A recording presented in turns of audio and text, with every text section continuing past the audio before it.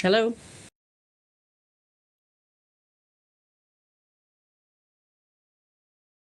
Hello. Hello? Hello.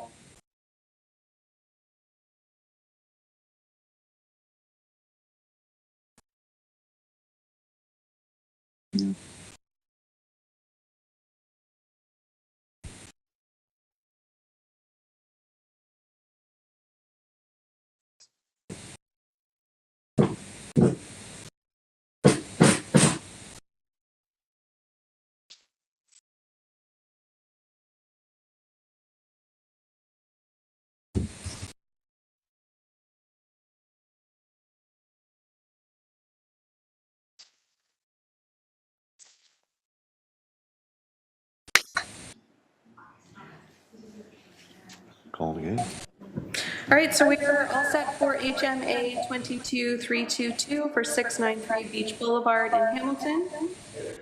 We have the owner registered to speak and several interested parties. Yes, is the owner available? Yes, I'm here.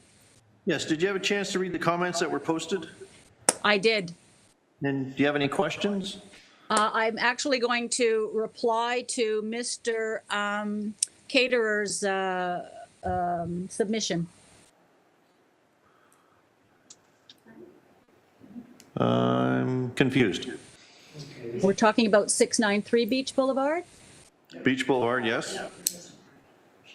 So the comment in the comment package that I received, Yes?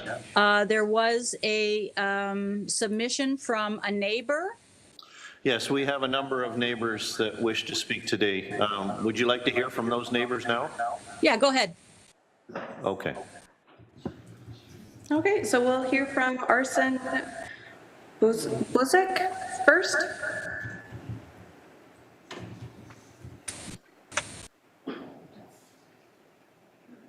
Okay, I do not currently see them. That's not you? Nope, okay.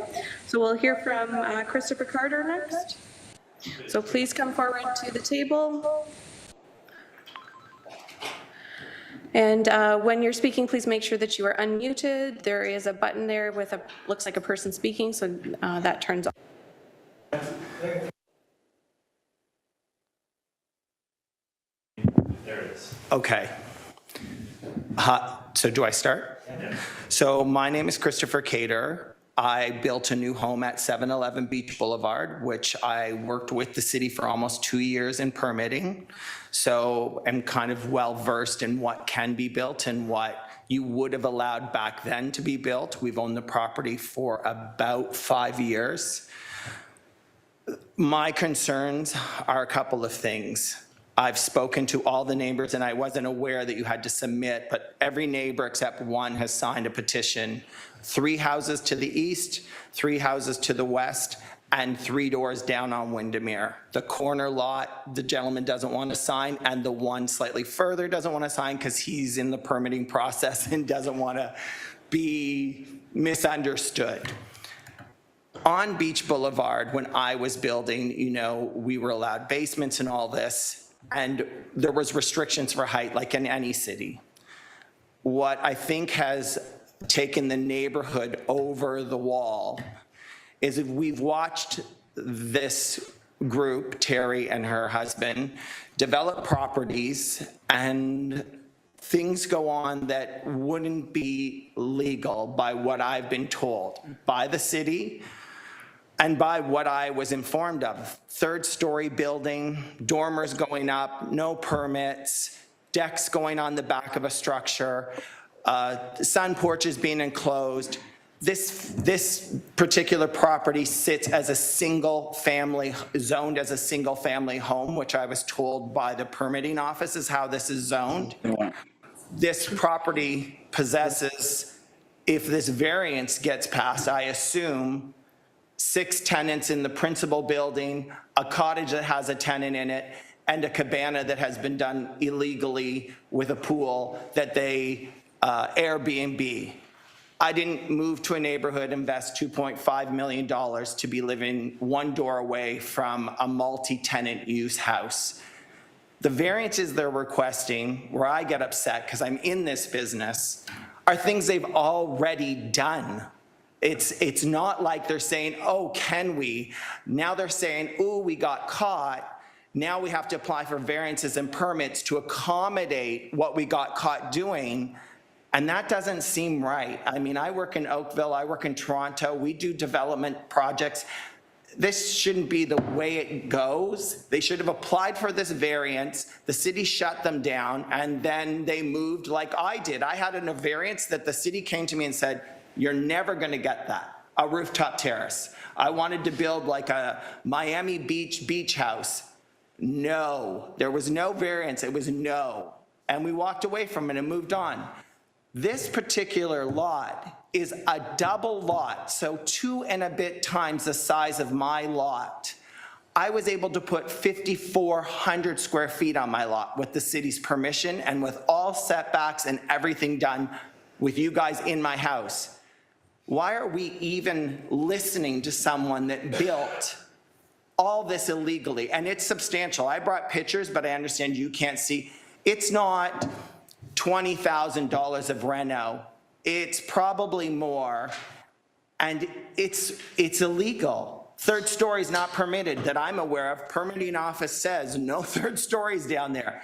This is a dormer. Where's the engineering? Who's responsible for this new construction that's been gutted, third story put on, the engineering behind what they're doing here? Who permitted that? Who's the person that said, yeah, this is structurally sound and you can do this? Not only that, on a double lot, they could have went any direction they wanted to and been able to add as much square footage as they potentially needed without doing what they do illegally.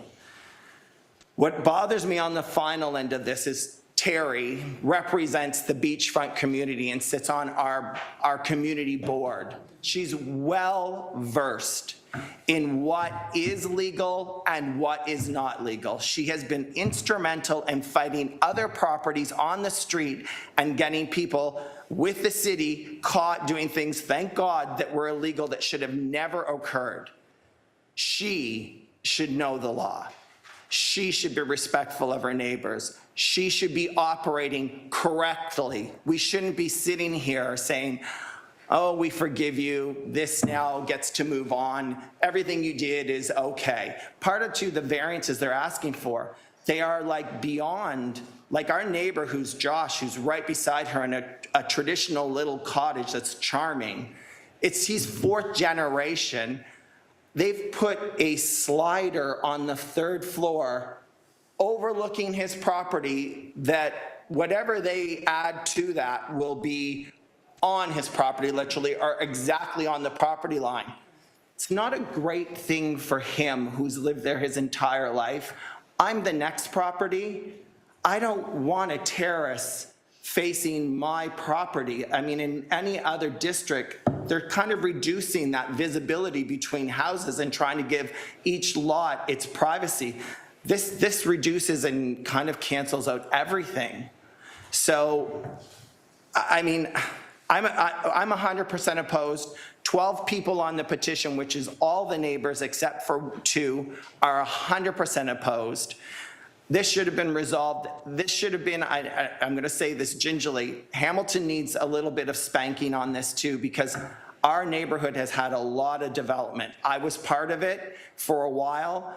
There's been a building inspector in our neighborhood weekly. I think they said there's 21 building permits on Beach Boulevard. So someone every other week is driving by. Who didn't recognize a massive 3rd-story dormer going on a very large house to begin with? Who hasn't seen the cottage get renovated? Who's not doing their job? And if they're doing their job, maybe they don't understand what I'm being told from the permitting office, what is law here in Hamilton and what the setbacks are. I mean, it's frustrating. And I went through a 2-year process with the city, so I'm very well versed with conservation, with the Historic Society, with setbacks on new construction. None of this seems to apply to them, and she should know these laws. She should know what is going on here. She should be aware of, even the simplest thing as zoned single-family home doesn't mean 7 rental units. And what I'm saying is exactly what I said to all the neighbors when we met, and they all feel the same way. Even the fact that they took down a massive oak tree in the back of the property, which is on the pictures, and you can see it in Google Maps. That's conservation, and I spoke to conservation last week, and they were like miffed. No permit to remove that tree. It wasn't a small tree, it was a very large tree. They don't want the trees touched down there. We live in I wouldn't call it a floodplain. I don't know if you identify it as a floodplain, but it's very loamy and high water levels. The city, I guess, has eliminated basements down there now. They don't want the vegetation reduced or removed because the vegetation helps to reduce the water problem that is down there that we all periodically experience. That tree, if it was dead or diseased, they needed to still do the proper thing and file for a permit, get conservation out there, and then have it removed. Again, something lost in translation, and it's starting to irritate me. Because this project is one that I've called the city on, and I can be very candid. There's another project that they're operating that was a historic cottage. They have a partial demolition permit. The house is gone forever. It's a piece of it leaning against a tree. The Historic Society is kind of in shock. They don't know what to do. They're sending someone down next week to look.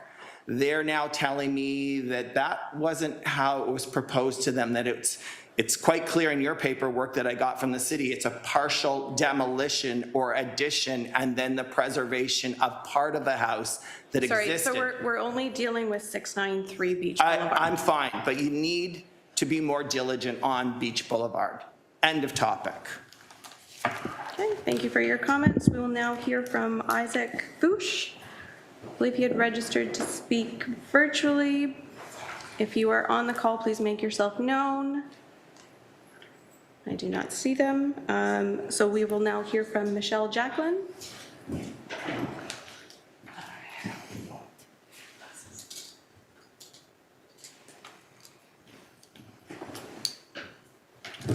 Do I need to press this again? No, we're good. Okay. Hi, I'm Michelle Jacqueline. I'm at 718 Beach Boulevard. I've been on the beach strip for 34 years now.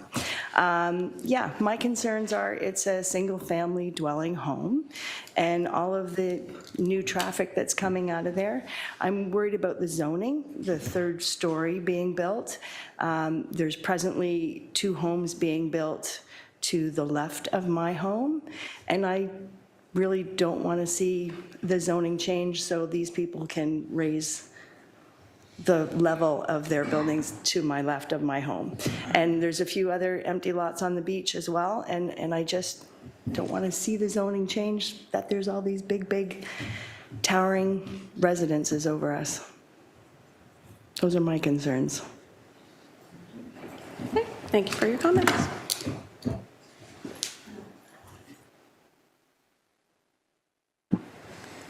Okay, back to the owner. Now you've heard from the neighbors. Do you have any questions or comments? We don't need a debate back and forth between. We don't need a debate back and forth between the neighbors and the owner. Yeah, I actually do have a few comments, and they're definitely not going to end up going back and forth. They're factual. So I've drafted it, and I would like to point out that the house is consisted as or listed as a legal non-conforming threeplex. It has been forever. I haven't touched any of the other buildings that are there, and the property when I took it over certainly was in much need of repair, to which we have cleaned it up to the point of, I think, maybe 40 dumpsters of 40-yard containers of garbage that we took out of the lot. But anyway, I have drafted something. It's very, very factual, and I'd like to share it with you, and hopefully it sheds some light. And one other thing is property is actually considered a triple property. It's 120 feet-ish, in which case it could be split into 3 properties, given the city's standards. So in November of 2019, we hired the GSP group to review our future plans for 693 Beach Boulevard and act on our behalf with the city. The topographical footprint submitted with my minor variance application was produced by them. I was hoping to submit one application to the Committee of Adjustments with the current and future details, including full site plan and zoning review approvals. But we were faced with the pandemic, timing delays, and everything in between. It was decided that I address the issue at hand, which brings me here today prematurely. It was also determined that the partial dormers do not impact the footprint of the house. Therefore, a site plan review was not required at this stage. GSP works closely with the city, and with any future plans for 693 Beach Boulevard were noted by zoning staff in the consolidation report. This project is in the works, and I have no doubt that I'll be here once again with full review when the full review is completed. As noted in the consolidation report, staff reviewed the application and have no concern, so I was really hoping to say very little today. But after reading Mr. Carter's submission, I'd like to take a minute to elaborate on my position with facts, not false allegations. Zoning bylaw 6593 states that the maximum permitted height is 11 meters. The height of 693 is actually under that. It's 9.75 meters. That's 1.2 meters below the allowable limit. As a matter of fact, 693 Beach Boulevard is 0.5 meters lower than 711 Beach Boulevard belonging to Mr. Caterer. And based on city aerial images, 693 Beach Boulevard has 62% less massing than that of Mr. Carter's house. I'd like to make a few references to 3-story buildings within our community. A.J. Clark, professional land surveyors and planners addressed the Committee of Adjustment on our behalf for our project at 4 Fifth Avenue. There were lengthy and costly discussions between A.J. Clark and staff, but it was ultimately determined that the maximum height took precedence over the number of stories. The Committee of Adjustment approved our minor variance application back in May 2014.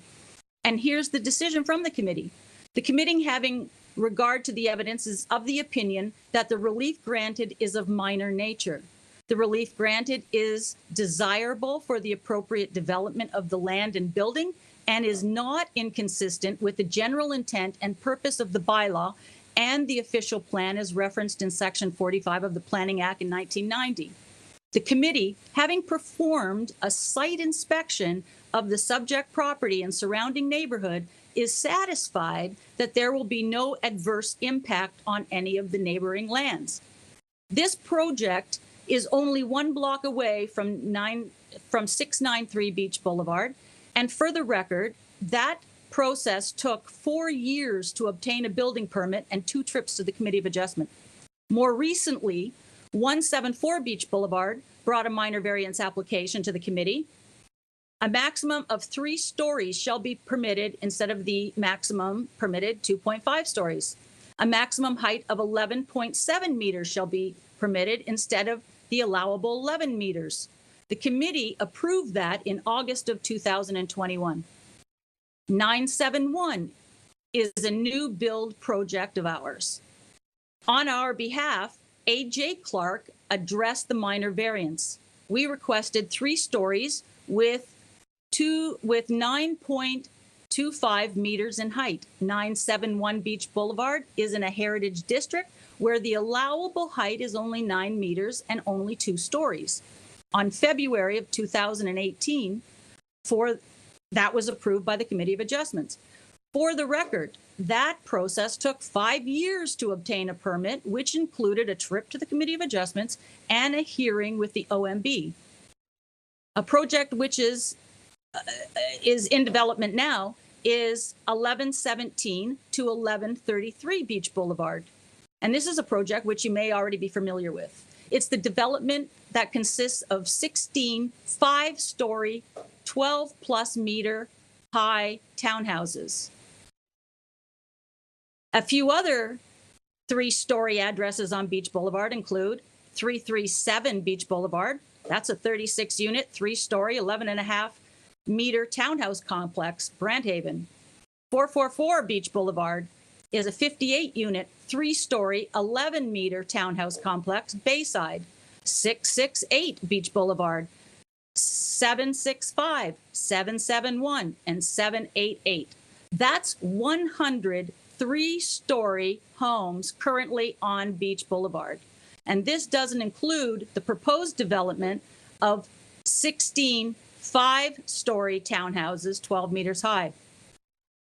So I appreciate that our new build at 983 is not before you today, but given Mr. Cater's, that he speaks to my credibility and accountability, I'd like to assure the committee that our project is not shut down, nor have we done anything illegal. The building permit is active and it is in good standing with the city. Acting on our behalf was A.J. Clark and Guillermo Architects, who specializes in heritage conservation.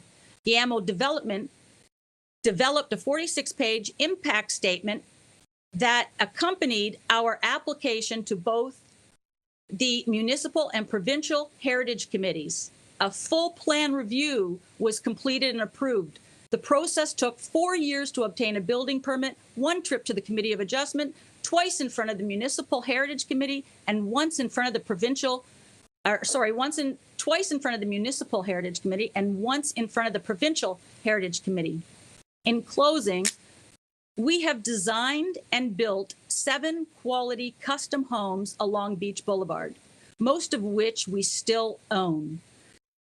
That's a lot of approvals at a lot of levels within the city. At our stage in life, our motives to develop or restore properties within the beach community are not driven by financial gain, but by diversity.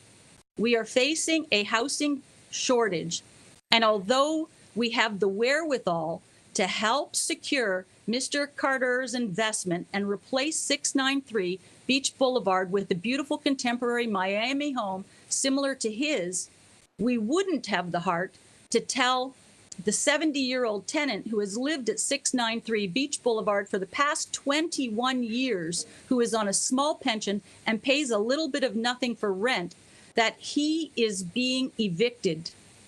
Instead, we invite him for dinner, and from time to time, he joins us in our backyard. We share the house and the grounds with him. That's the neighborhood that we want to secure. And also, for the record, 2 single males live in the house known as 693 Beach Boulevard. That's it. There's barely anyone ever in the parking lot. And I live in the cottage, which is a whopping 900 square feet. And I've replaced the siding, all of which is going to come back from the GSP group once a full review is done of the property. Okay, thank you. Committee, do you have any questions? Thomas? I'd like to ask the gentleman. Sorry, Your mic? your microphone, please. Yes. Do I need to go back there? Yeah, I think so. Yeah, no problem. How high is your house? Sorry, you need to She turn gave your me mic- she gave me the height. You need to turn- Oh, sorry. Yep, it's on. No. Sorry. Now it's off. She gave you the height. I believe she is 100% correct. That is what the city permitted when we did the application 4 years ago, because at that time you were actually allowing us to put a basement in that was Oh, I raised. understand. Yeah. I don't need the speech. Yeah. So this project is about the same as your house. It's not that it's not like my house. It's that she has, as she said, a triple lot that can accommodate the saturation without going up. The things I have a problem Wait a with. minute now. The bylaw, the relevant law is the bylaw. The Well, why bylaw are we says sitting that here? You can't go over 11 Right, meters. but why are we sitting here? Because you disagree with something. I mean, I've been told by the city what she is proposing. I spent 3 hours in the permitting office, sitting with conservation, talking to historic. I'm only here because everyone told me this is incorrect. So you got a lot of hearsay. Well, it's your employees. And I've went through the process, and I know that the dormer, because I'm a design builder myself, the dormer, the back terraces, the enclosure of the back porch, all of that is illegal without any permit. COVID is not an excuse for not getting a permit. She's in the industry. She's well-versed in what you do. We've been building through COVID. It's not like the world stopped moving. Okay, thank you. Yeah. Now, I'd like to ask a question of the applicant, the owner. Okay. What do you say about this building without building permits? Your mic. You're muted. I can't hear you. Can't hear you. A lot of people would like that option, and because we did hire the GSP group. So as I mentioned, I mean, they did the topographical footprint there. And as well, in my photos that I submitted, you can see the massing of 7-Eleven and also 713 versus the partial dormer, which, like I say, is 1.25 meters below the allowable limit. But anyway, we are looking at the entire property because, If I may. yes, My question has to do with building permits. A building permit is not required only when you're changing the massing. Building permit's required when you're making structural changes as well.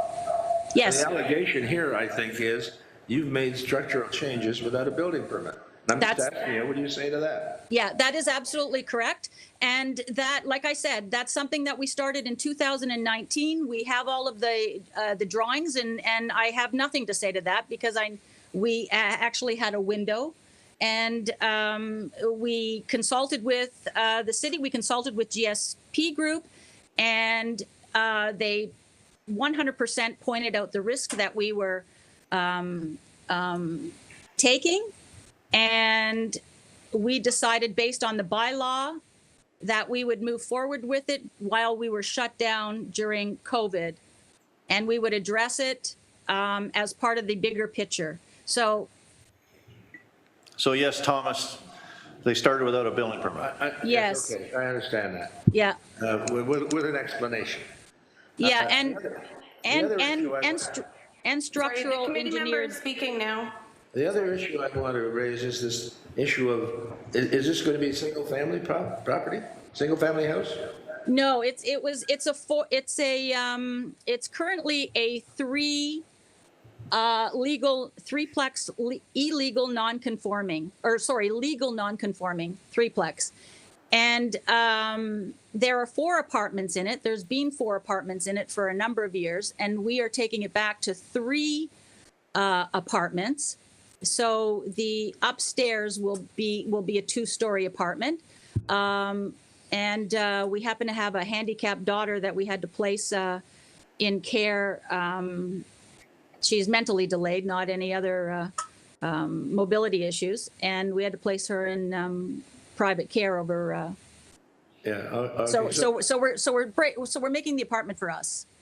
Yeah, just And to again, follow that's. up on that, just to follow up on that for a moment, it was legal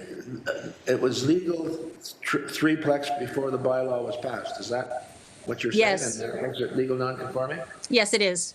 All right, thank you. Anyone else on the committee with questions? David? Not really a question, but just to let the, Sorry, just one moment, please. just to let you know, I guess, a couple years ago, we've put in the extra fees for people that did not abide by the building permit. So I'm under the understanding that she would have had to pay an extra fee for this mistake that she made.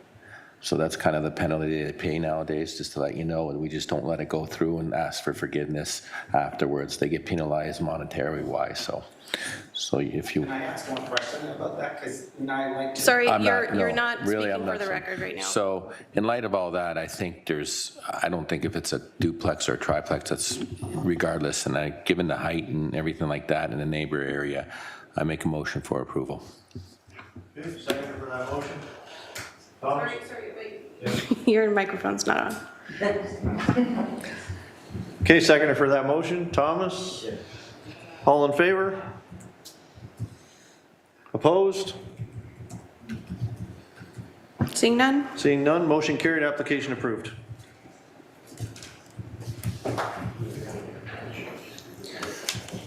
Okay, so we're all set for the next file. We're hearing HMA 22333. Please remain muted until you are called on to speak. So we are hearing HMA 22333 for 928 King Street East in Hamilton. We have the agent registered to speak and no interested parties. Okay, is the agent available? Yes, it's Ken Beekendam here. I'm the agent for the owner. Yes, did you have a chance to read the comments that were posted? Yes, I did. I'm in agreement with staff. This was an existing deck that my client had inherited when they purchased the home. There was an order to comply posted regarding a deck, the setback, rear yard setback. So we're just requesting a variance to recognize that setback so that we could get the building permit to fix this deck. Thank you. Okay, thank you. Committee, any questions? Nancy? Motion for approval. Motion made, seconded by Mal. All in favor? Here. Opposed? Seeing none? Motion carried, application approved. Thank you. Okay, we're all set for the next files. We're hearing HMB 22102 and HMA 22318 for 536 Ferguson Avenue North in Hamilton. We have the agent registered to speak as well as one interested party. Okay, is the agent available? Yes, Mr. Chairman. Do you hear me? Yes, did you have a chance to read the comments that were posted? I did, and I have no issue with them. I agree with them. Okay, there's one citizen. Yes, so we had Jolene Giantini registered to speak. If you are on the call, please make yourself known.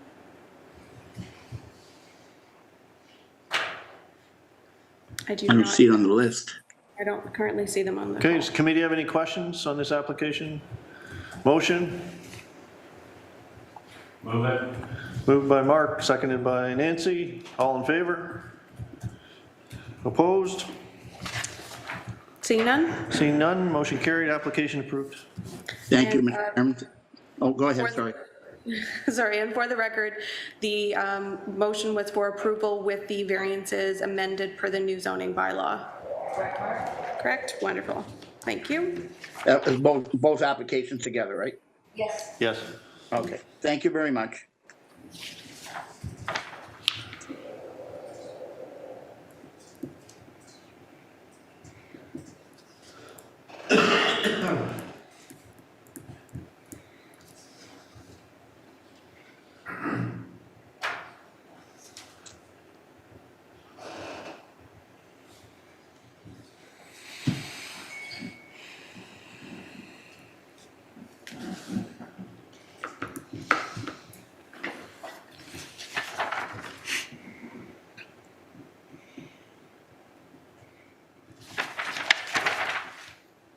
All right, and we're all set for the next file. We are hearing, let me grab the right file, HMA 22320 for 52 Barton Street West in Hamilton. We have the agent registered to speak and several interested parties. Okay, is the agent available? Yes, I'm here. Yes, did you have a chance to read the comments that were posted? Yep, we did.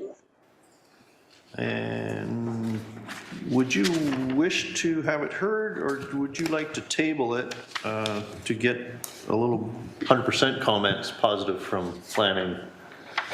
We can have it heard. With the one revision being, we didn't ask for a variance to increase the GFA.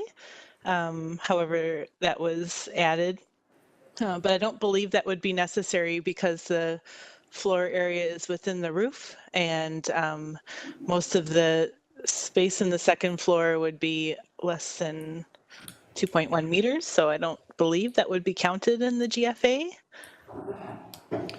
Okay, we'll pass that question maybe on to planning just to verify Okay. that. Yeah. that. So beyond that, though, that was the rest of the variances were recommended for acceptance. Those are regarding the setbacks of this existing 100-year-old coach house from the property lines, which we can't change.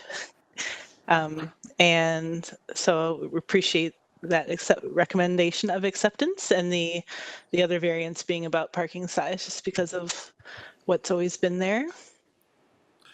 Okay, we do have a number of concerned citizens, but I'm just wondering first if we can have the question to planning on the gross floor area clarified. Jamila, can you hear me? Or can anyone confirm? Yes, we can hear you. Good. Okay, thanks. Through the chair, speaking to zoning staff, the way the bylaw is interpreted is, I guess, different or potentially different than the way they do for issuing permits. So the height on the second floor would still be considered GFA. So that's where that variance would come from. Okay. So list of concerned neighbors? Yeah, so you're the owner for the property. Did you wish to speak to this, or you were just listing? You need to turn your microphone on.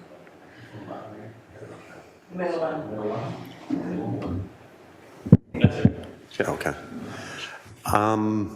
Yeah, I guess I can speak to some of the concerns. First and foremost, we want to have good relationships with our neighbors, and we realize that this is new. Essentially, we're a little apprehensive to open our backyard up. Unfortunately, circumstances with COVID have initiated change for us. My parents are getting older. Their health has been affected from the pandemic, and so this project is more to provide a dignified care environment for them where we can look after them.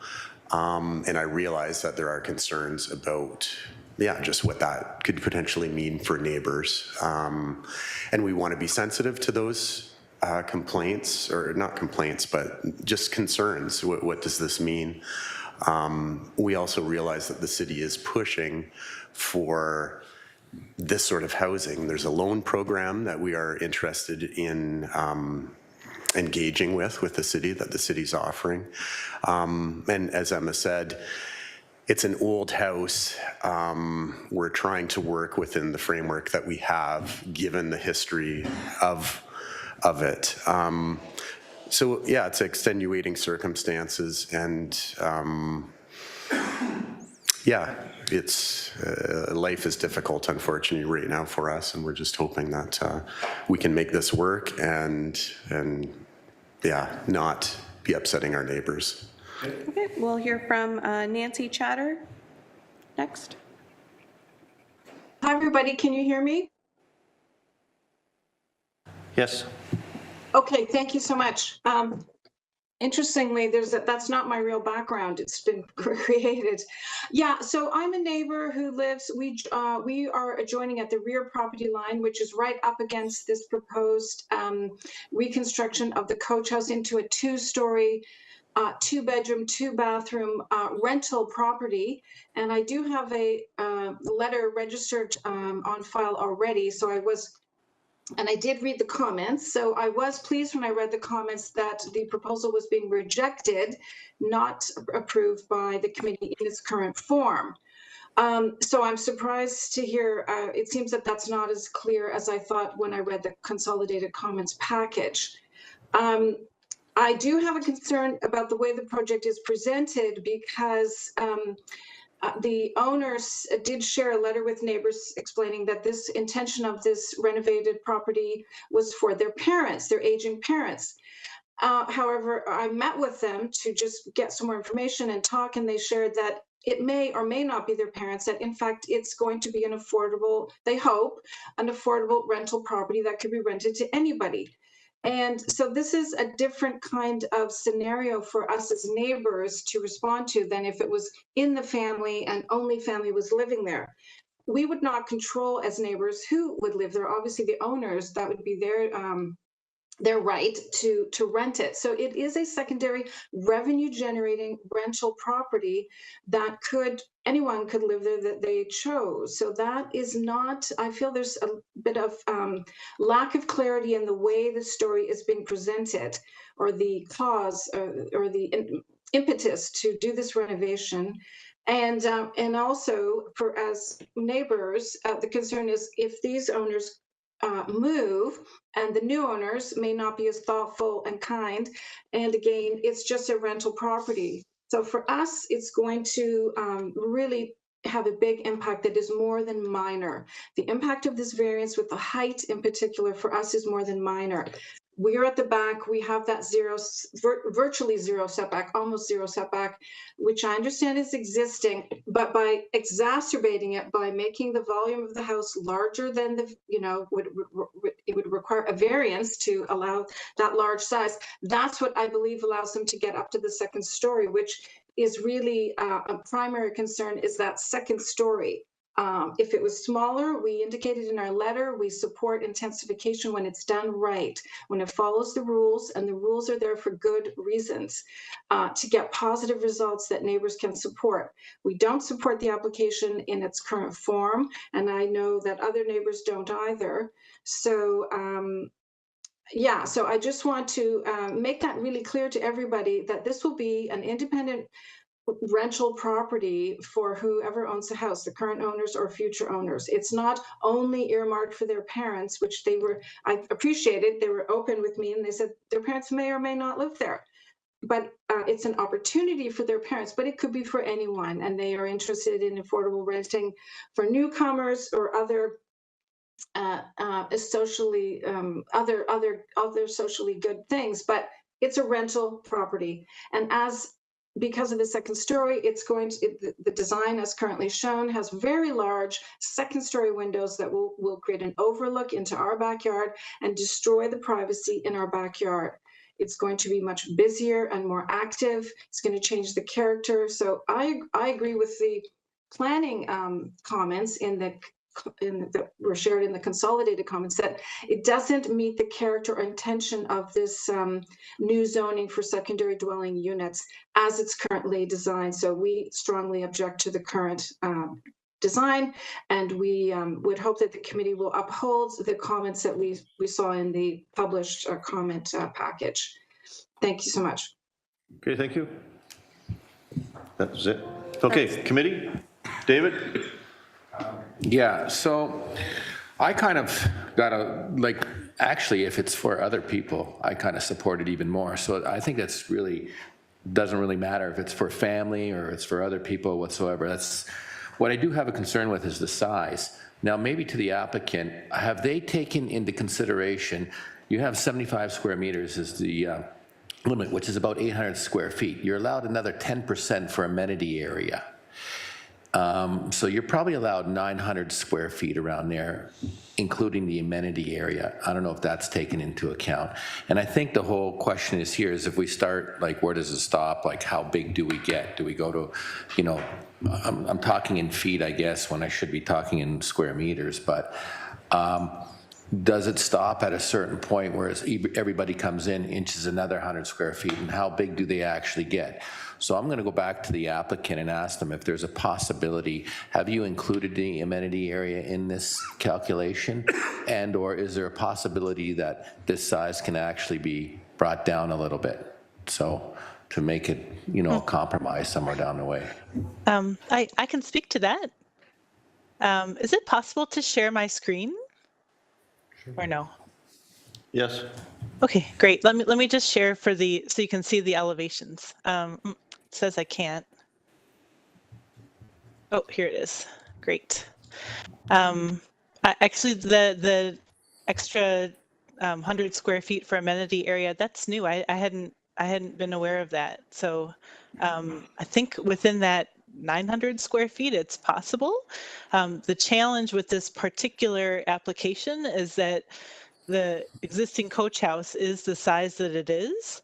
So we had intentionally designed the upper floor so that it would be within these sloped roofs. You can kind of see that, I think, from this, from the 4 different elevations, where there's a area sticking up for like where the stair comes up and where you need extra clearance in a bathroom, for example. But the rest is like within the roof slope.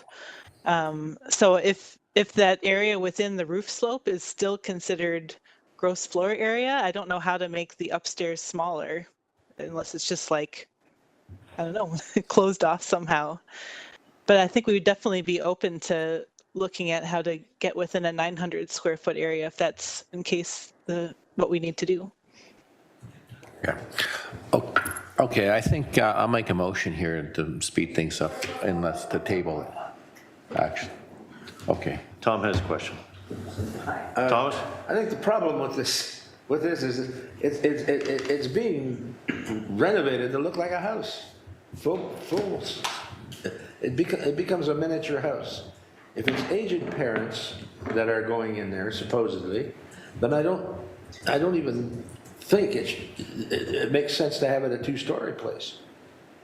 I'm an aged parent, and I can tell you that it's not likely they're going to be climbing those stairs.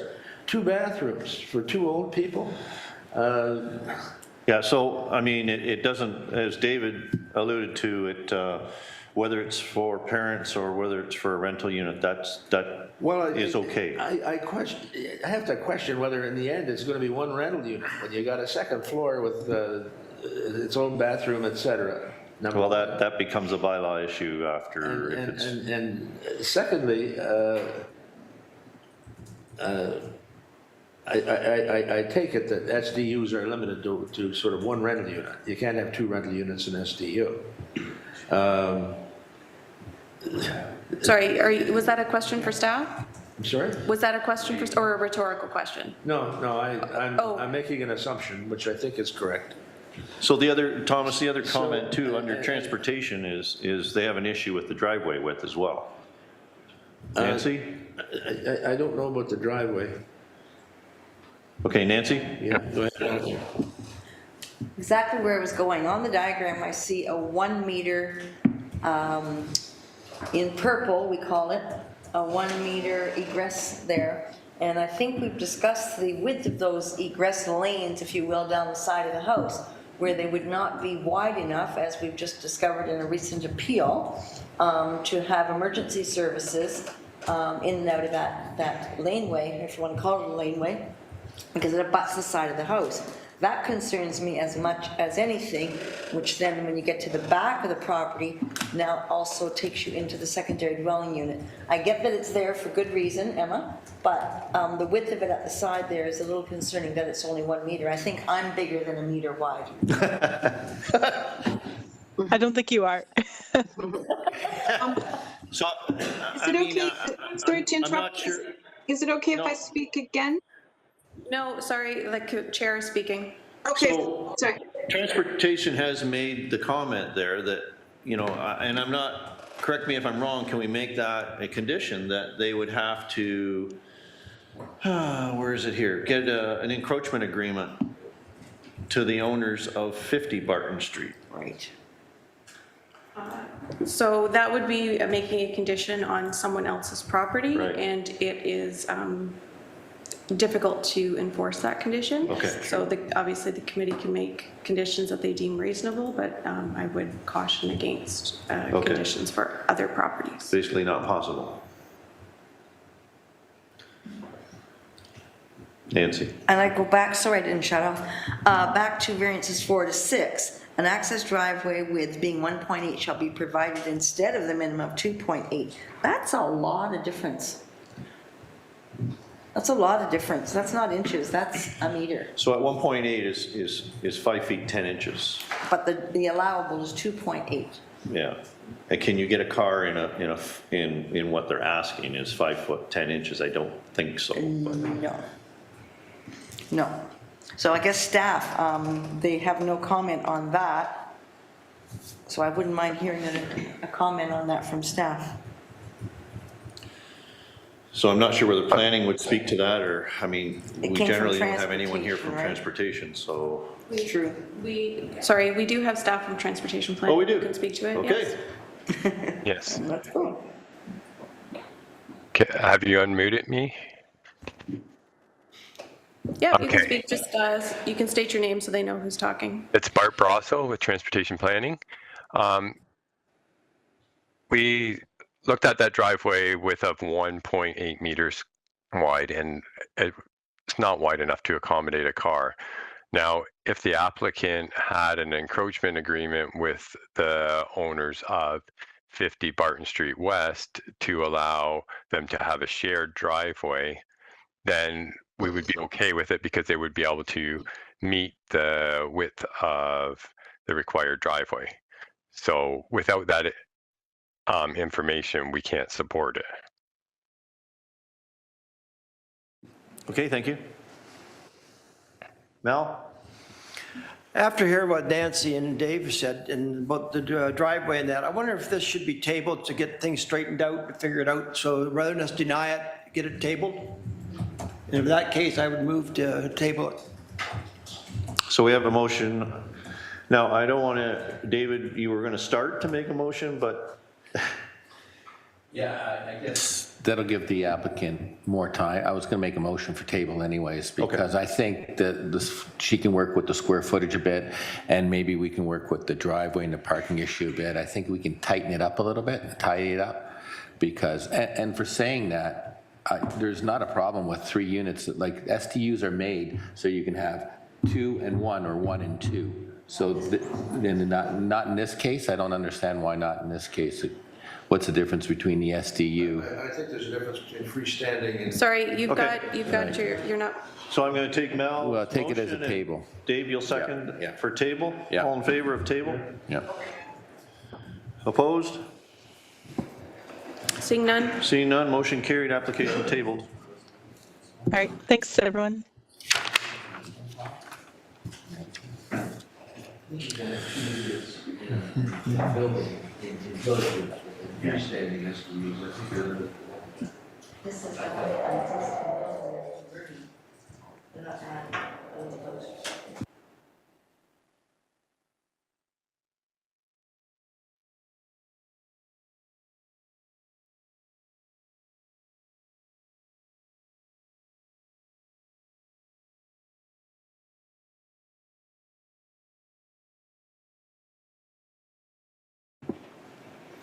I just want to confirm, Bob Charters, are you still on the call? Yes. Okay, thank you. All right, we are all set for the next file then. We are hearing HMA 2264 for 211 John Street South in Hamilton. We have the agent registered to speak as well as one interested party. Okay, is the agent available? Yes, I am. My name is Stuart Hastings, a planner with GSP Group. Yes, did you have a chance to read the comments that were posted? Yes, I did, and we recognize that the variance is supported by transportation planning, and so we appreciate that support and agree with the recommendations. I will say, just to provide context for the committee, that this application was originally brought forward for a hearing on June 16th. The original parking reduction requested at that time was 0.44.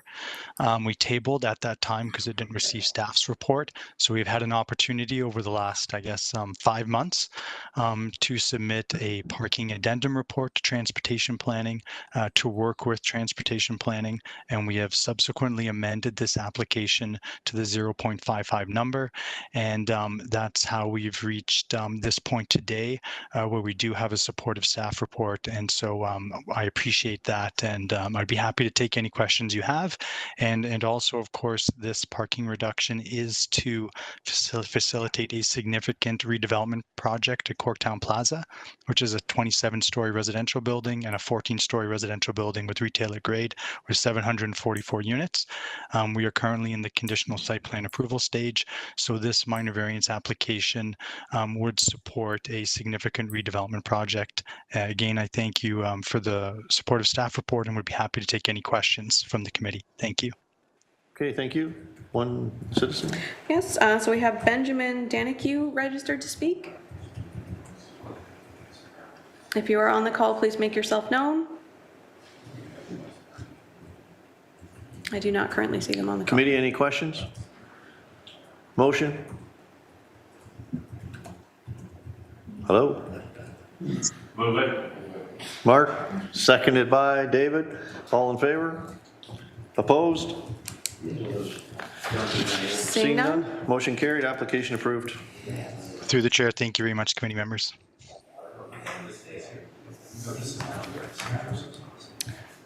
All right, and we are all set for the next files. So the next two files are on two separate properties. They are related applications. Do you want to hear the files together, or would you like to hear them separately? Committee, separately or together? Together? All right, so we will hear HMA 22331 for 192 Houston Street North, and we will hear HMA 22330 for 181 John Street North in Hamilton. We have the agents registered to speak, or sorry, the owners registered to speak, and no other interested parties. Okay, is the owner available? Yes, I am. Yes, did you have a chance to read the comments that were posted? I did, thank you. I am generally agreeable with the comments that were posted. I do have one exception that I'd like to speak to, as the applications were, or the variances were interpreted a bit differently for each application. So I just wanted to speak to amending 181 John Street North on the fly to make sure there's that conformity there. Okay, go ahead. Are you okay to amend? Okay, go ahead. It's Sorry. up to the committee.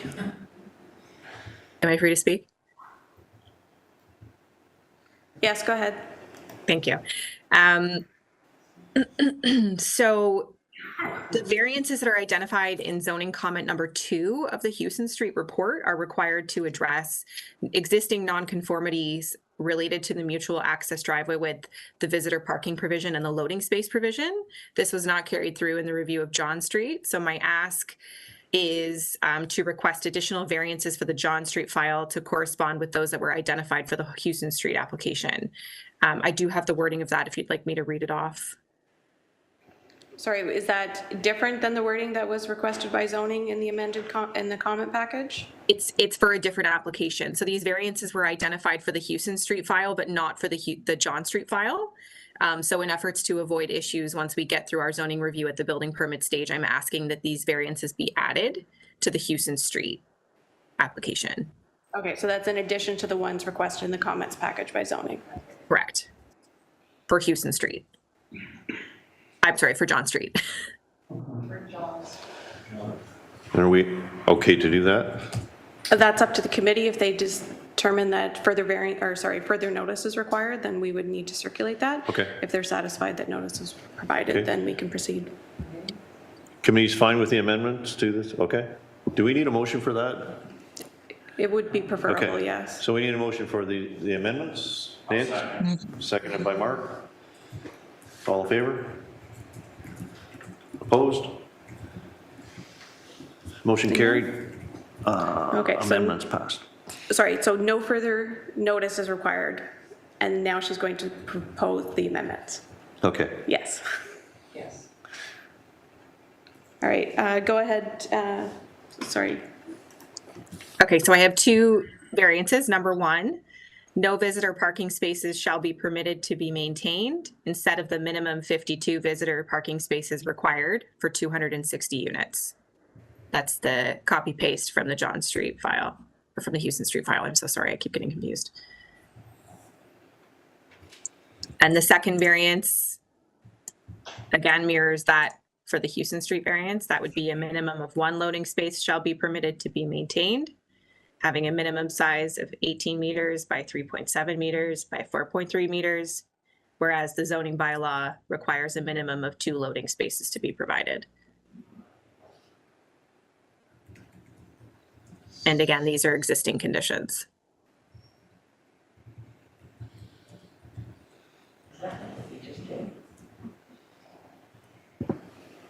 Okay, Okay, so so those variances are on the clarification, we floor then. made a motion to allow for the amendments. To allow that no further notice is required to review the amendments. Okay, so now do we need a motion to accept those amendments?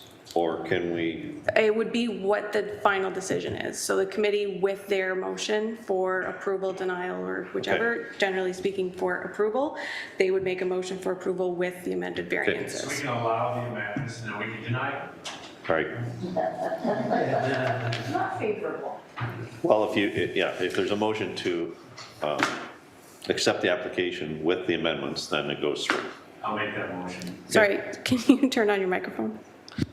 Make a motion to approve the variances as amended.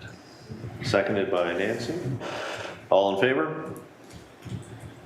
Opposed? Seeing none, Seeing none, motion carried, application approved. applications, both applications. Both. Thanks, everyone. Have a good afternoon.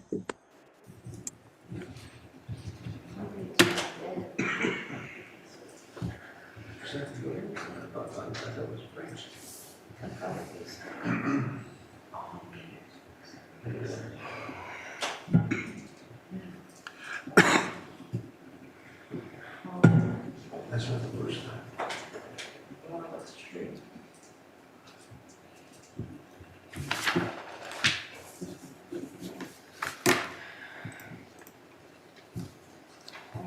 Oh, hold on.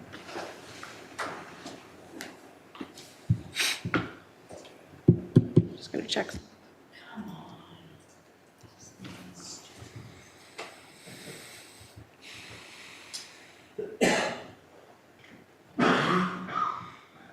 Sorry, we just cut out, so I want to just make sure that we're still live.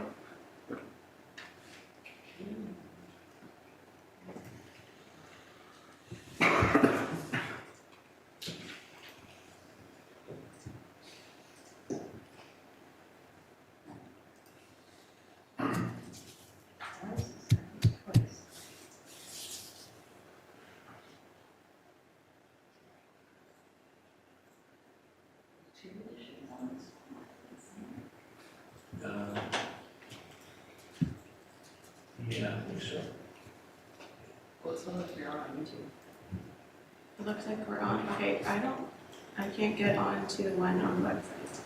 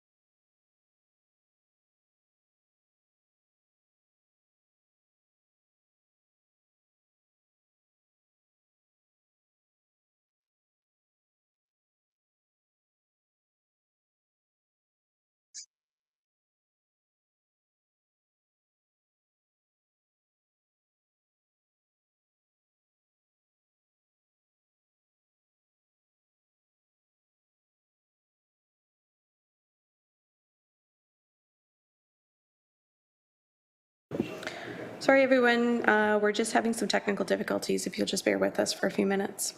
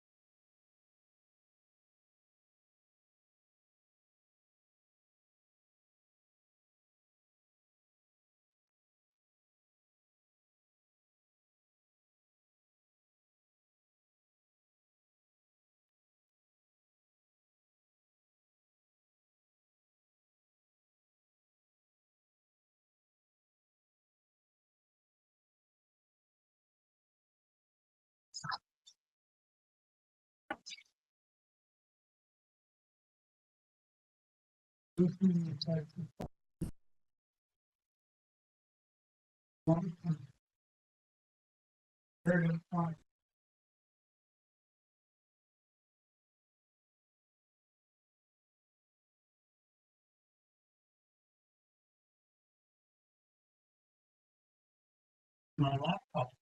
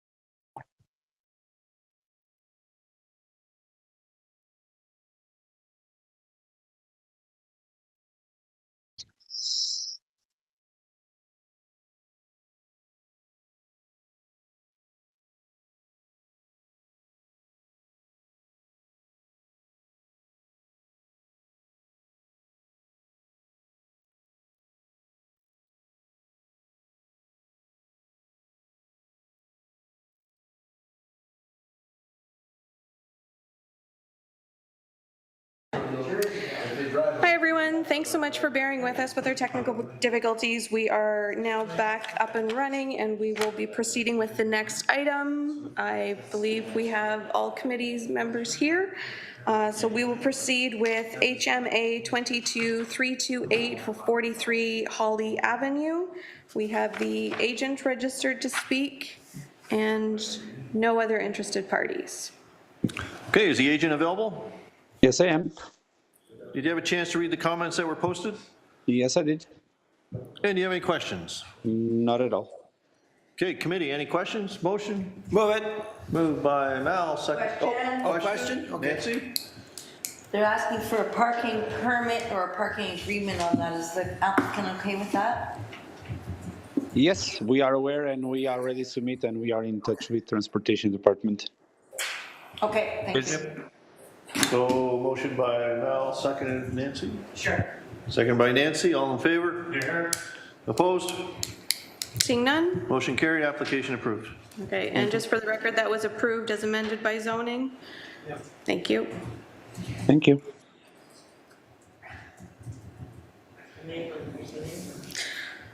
Right, and we are all set for the next file. Almost all set. So I believe we have parties who are here in person for this file. Hello.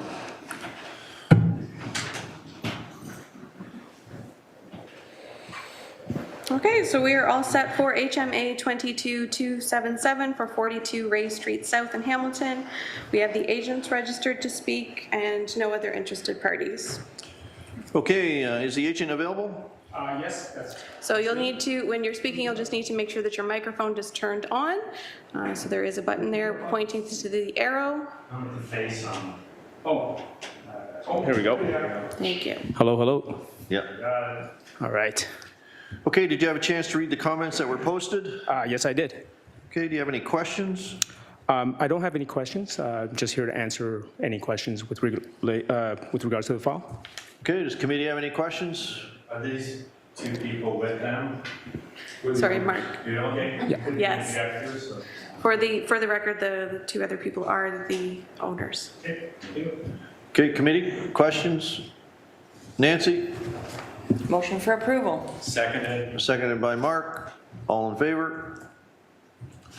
Opposed? Seeing none? Seeing none, motion carried, application approved. Great. Thank you very much. Sure. Appreciate it.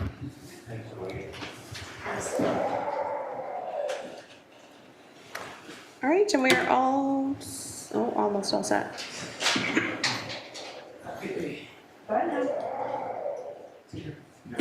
Are you for Kent Street? Yes. Yeah, you can just come forward to the table. So we are all set for HMA 22323 for 112 Kent Street in Hamilton. We have the agent registered to speak and no other interested parties. To the agent, when you're speaking, please make sure that your microphone is turned on. Thank you. Okay, for the record, is the agent available? Yes. Did you have a chance to read the comments that were posted? Yes, sir. And do you have any questions? No. Committee, any questions? Thomas, moved by Thomas, seconded by Nancy, all in favor? Opposed, if any? Seeing none? Motion carried, application approved. Thank you. We can turn it off, it's okay, thanks. Or you can.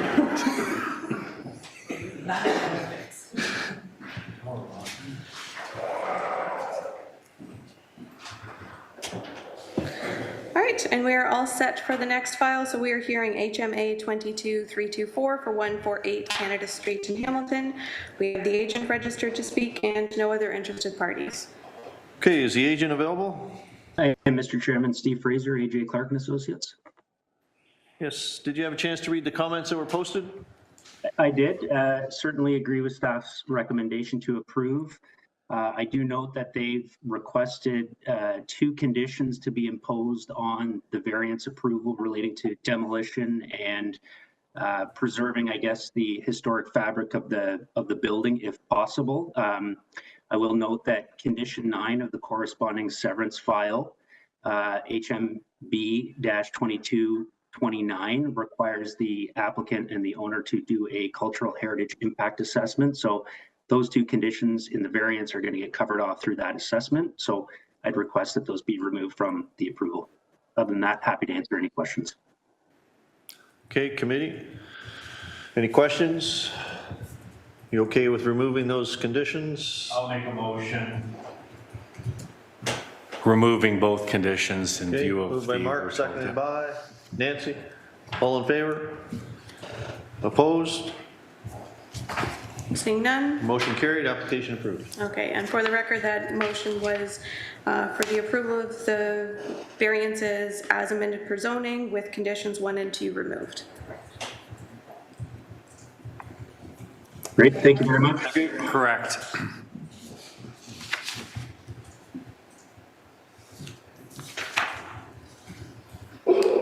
All right, and we're all set for the next file. We are hearing HMA 22336 for 45 Tom Street in Hamilton.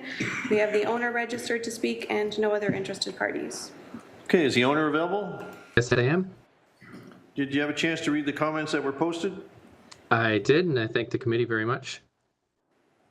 And do you have any questions? Nope, not at this time.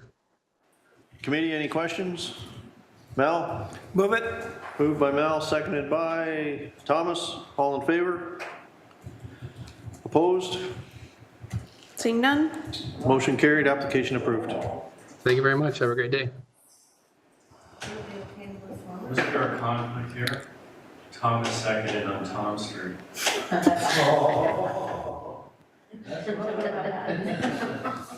All right, and for the committee, we did have a break scheduled at this time. Did you committee members wish to take a break or did they wish to proceed? What's your wishes? Rock and roll? Okay, continue on. Okay, then we are all set for SCB 22108 for 128 Slinger Avenue in Stony Creek. We have the agent registered to speak as well as the owner is here as well, and no other interested parties. Okay, is the agent available? Yes, again, Steve Fraser, AJ Clark and Associates. Yes, did you have a chance to read the comments that were posted? I did, Mr. Chairman, and a little confused, to be honest with you. I do note that about 3 months ago, this committee approved a severance directly next door at 132 Slinger Avenue. And it's gone through its appeal period and is now conditionally approved. Yet Development Engineering is requesting that this application be denied. I think that's unnecessary, but I will agree to tabling the application if the committee so chooses, based on the premise that we need to get an understanding of what this Lecky neighborhood drainage and flooding study is suggesting when it's going to be completed, because the city of Hamilton is missing out on some opportunities here for some gentle intensification in this neighborhood. So again, I would recommend and request a tabling of the application, but we would like to go on the record to say that this is an appropriate infill severance. And again, the next door neighbor just recently got an approval. So a little confused as to how there's a discrepancy in these two approaches to the application. Okay, thank you. So applicant wishes a motion for table? Yep, motion for table. Nancy, seconded by Mel. All in favor? Opposed? Seeing none? Motion carried, application tabled. Thank you. You guys, were you here for Slinger? No. Yes, I just come, Okay, it's going to be tabled and have to put on another date. Yeah.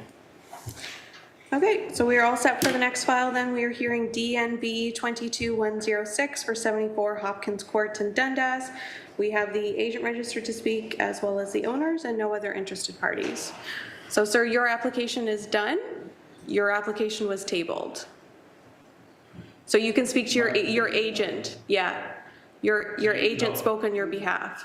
so I can leave. Yes. And then for the people for, what file am I on? Hopkins Court. So when you're speaking, please just make sure that you are unmuted. So there is a button there. It looks like a person speaking. Just make sure that's turned on. Red light will turn it on. Okay, for the record, is the agent available?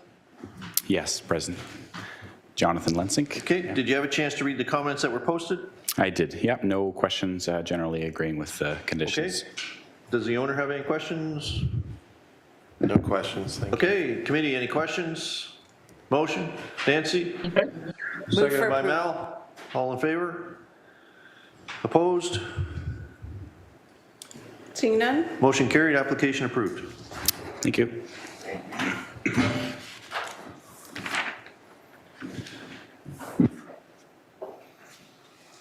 Okay, and we're all set for the next file. We are hearing FLA 22326 for 653 Safari Road of Flamborough. We have the agent registered to speak and no other interested parties. Okay, is the agent available? Yes, I am, sir. Did you have a chance to read the comments that were posted? Yes, I did, and I got no issues. Thank you, staff, for the report. Okay, does committee have any questions? Val? Move for approval?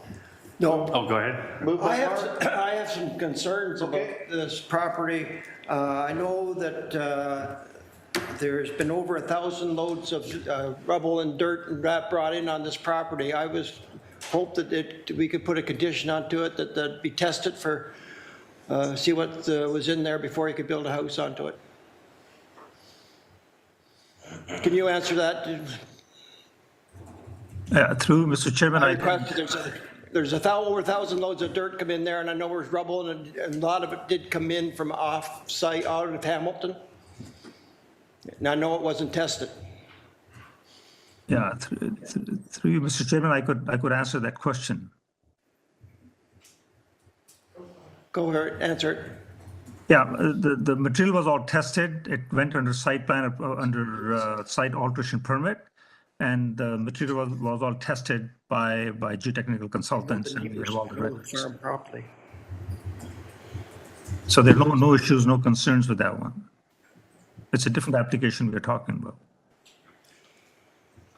I have no problem with the house going there, but I'm really concerned about the ground because it was raised up, the whole farm there, the peg farm was raised up about 10 feet most of where, and they changed the water course on that farm too, so south, north of the house. So I'm really concerned about that. Should be more concern put into it before you can build a house on it. But I have no problem with the house.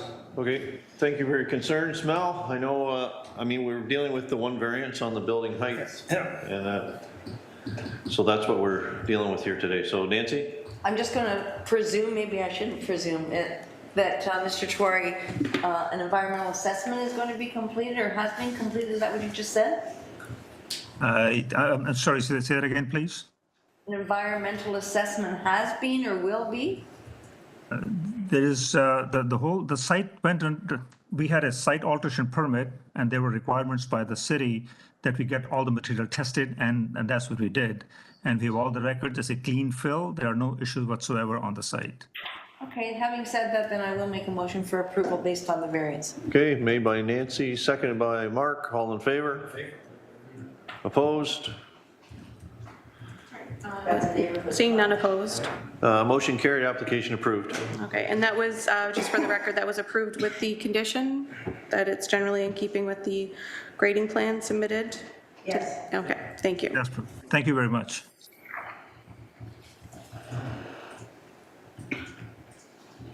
All right, and we are all set for the next file. So we're hearing DNA 22327 for 44 Head Street in Dundas.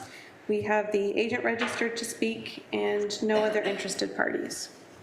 Okay, is the agent available? Yes, I'm here. Did you have a chance to read the comments that were posted? Yes, I did. And do you have any questions? No questions at this time. Committee, any questions? Motion? Nancy? Moved by Nancy, seconded by Mel. All in favor? Opposed? Seeing none? Motion carried, application approved. Thank you.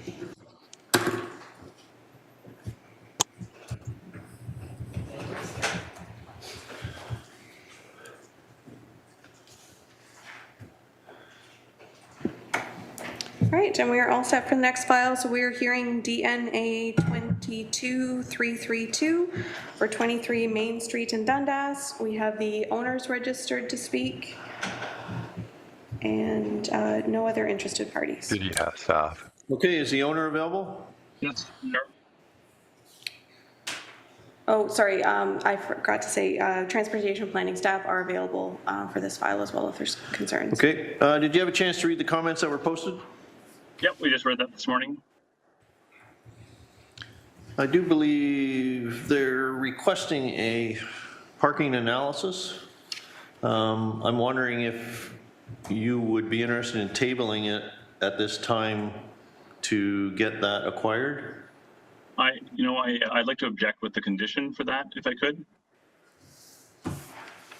Committee? We have a statement. Does transportation have anything to say? Transportation planning are here. They can speak to it if you wish. What's your wishes on the parking analysis? Well, Is it Sorry, for me? sorry, just wait. I don't think we know who we're speaking to. Oh, sorry. To the committee members. Okay. Nancy? There's a request by staff for tabling to have that park analysis done. Is that correct? Is that Right. what we're looking at? Then I would suggest we do table it unless the applicant has some argument as to why we shouldn't. Sure. So is it okay if I speak? Yes, go ahead. So there's a pre-existing business that operated out of that unit, which was a retail clothing store. Ours is, of course, a different usage. It's a physiotherapy clinic. We don't need parking for our staff. All of our staff are local. My wife and I can walk to work, and so same with our staff. There's only 2 physiotherapists that are on at any given time, which requires us to have maybe possibly 2 parking spots for each person. That means we need 4 parking spots, which is 1 more than we need. I'm actually asking for the Committee of Adjustments leniency on this. I would only need 1 parking spot on the road. I walked the road, I counted, there's 24 parking spots on site within the boundaries of Hat Street to King Street on Main Street proper, of which 4 are metered and 20 are unmetered. So I would please, and as I walk during the daytime, our only main times of operation where we are overlapping is between 10 a.m. and 3 p.m. So during the daytime hours, and I just ask for leniency on 1 parking spot. I know it says 8 under building code, but we employ local people and they won't require parking. So the only comment I might have at this time would be the fact that we understand that your employees are within walking distance today, but in the future they may not be. And they know that they can park on Park Street or any of the other streets that are free of meters, and we're totally fine with that. Okay. So I leave it up to the committee. Your decision on whether you want a parking analysis done here or whether you can grant approval. Thomas? Did I hear correctly that one of the justifications for limited parking is that there are only 2 patients coming at a time or something like that? Correct. There's an overlap. So I treat every half hour. So there'll be a person who's in my office and possibly another person who's coming in after that for the overlap time period. And it's only on the every hour and half hour time period. And at peak times between 10 a.m. and 3 p.m., we have 2 physiotherapists working at one time, in which case we actually might need an overlap period of 4 parking spots. It just seems to me if somebody runs a little long or somebody gets there a little late, I drive by there fairly regularly, and that street gets pretty full. For sure. So this is the concern that I have is if people park on that street, just like I mentioned about my parking with my staff, they can go on to Park Street because it's free. There are 5 units, five spots in front of the building. If they were metered, I guarantee you they'd be available. I implore you, I fall on you for financial concerns because the time that we wait to do all this additional work, we bought the property in December. The building permit took us from February until the end of August, at which time we were told by zoning that we require this committee of adjustment meeting. And then we applied here, and we spent over $40,000 on all this. And I understand this is not necessarily a concern, but I guarantee you, if you put in the condition that you put in now, this will extend us time, costs, and really we really can't afford to continue operating 2 offices at one time. I really need to move forward. If there's another way that we could go about doing this without the requirement for the additional administrative concerns, that would be helpful. For example, like I say, maybe this has to be done between transportation and ourselves, but there are 5 usable parking spots in front of the building. If they were metered, I guarantee you we'd have at least 1 extra spot all the time. Anyone else on the committee with questions? Nancy? It's not so much a question, but I'm one of these guys that says, when you pick your therapist or your doctor, whether they provide parking and you choose to go there regardless. So I do not have a problem with it, and I would make a motion for approval. Okay, we have a motion on the floor. Do we have a seconder? I second. Seconded by Mark. All in favor? Opposed? Seeing none? Seeing none, motion carried, application approved. Okay, Thank you very much. Just for clarity, was that approved without the condition? Correct. Okay, thank you. Thank you very much.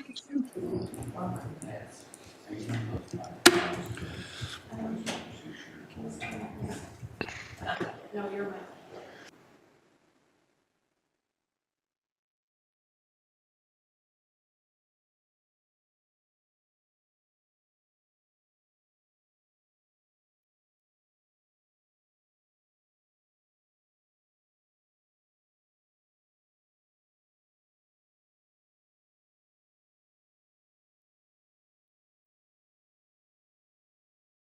Yeah, okay.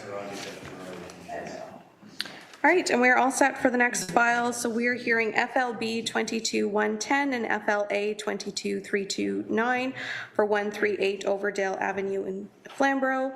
We have the agent registered to speak and 1 interested party. So when the agent is speaking, just make sure you're unmuted. And we'll call the interested party at the appropriate. Sure. Okay, for the record, is the agent available? Yes, I am, folks. Ryan Ferrari, registered professional planner with AJ Clark and Associates. Yes. Did you have a chance to read the comments that were posted? Yes, I have, Mr. Chair, and if it's all right, I think there's a few minor amendments that I'd like to make to the variances. There are reasons why. They came out of staff comments that we got yesterday. So if it's all right with committee, if I can just amend the variances first, then I can explain to the committee why they're necessary in this case. Okay, go ahead. Okay, so starting from the top, the first variance, minimum lot frontage of 17 meters. We're requesting 16.8 meters. Variance number 2 on the lot to be severed, a minimum lot area of 509 square meters instead of 516. Number 3 on the lot to be retained, a minimum lot area of 1324 square meters shall be provided. And on the lot to be retained, number 4, a minimum rear yard of 6 meters. So committee members, the reason why we need to amend the application accordingly is because transportation staff asked for a 4.5 by 4.5 meter daylight triangle, which reduces the lot size. So what we're effectively doing is just recognizing that we're going to grant the daylight triangle to the city, and it will reflect the proper lot size after the triangle is taken. With respect to the reduction in lot frontage, engineering staff asked for a 6-meter rear yard. We are right now at 5.8. So if we reduce the frontage of the lot to be severed by 20 centimeters, we'll be addressing that comment. So committee, those are my submissions. I know staff are fully in support. I'm here to answer any questions if there are any. And yeah, thank you for allowing the amendments. Thank you. One citizen? So we'll hear from, Mark Iwincher. Yep, so if you just come forward to the table, and then just when you're speaking, just make sure that your microphone is turned on. So there's just a button where the arrow is. Yeah, perfect. Yep, that's it. That's on now? Yep. Okay. Go ahead. So I'm the neighbor right beside this. I don't totally object to severance. I think the main objection from me and a lot of the neighbors that I had spoken to is just the size of the frontage of the lot to be severed. In this neighborhood, it's an old neighborhood in Waterdown, and all of the lots are about half an acre. And so I think there's about 10 or 12 corner lots, and a lot of them have been severed, with most being between 70 and 80 feet. So I'm not sure the metric conversion to that, but I know that between myself and quite a few of the other neighbors in the neighborhood who have invested a lot in their homes on these size of lots, they've been unable to attend today, but have been concerned with the small size of the lot to be retained or to be severed. So that's it. Like, not opposed to severance by any means, but the size was the issue. Thank you for your comments. Okay, thanks. Committee have any questions? Thomas? I'm looking at the survey that's on the comments, where it comes with the comments. There's a lot right next to this on Dennis Street, the one that's marked RI 33 or R1 33. But is that a residential building lot as well? 33. No, I'm looking at the RI 33. Yeah. Identified as number 19. 19, yes. And 18. And then across the road, there's 18. Yeah, so RI right 35. behind it is number 19. That's a house, that's a 70-foot lot, if I'm not mistaken. Well, that's about the same size lot, isn't it? I think, what did you just say? You moved it down to 16 meters, 16.2 which is 50. Times 3. Times 3 point something. Yeah, so Yeah. 50 foot it would be like. Yeah, so it's approximately 52 feet or something like that now, 53 feet by 100 deep. And then you have the one across the road, number 19, or sorry, 18, R1-35. Yeah. So it looks like whatever process you're unhappy with is already left the barn, so to speak. Like I said, it's just the side. Like, a 70-foot lot by 100 lot to me is a lot different than a 50-foot lot by 100. That's the main thing.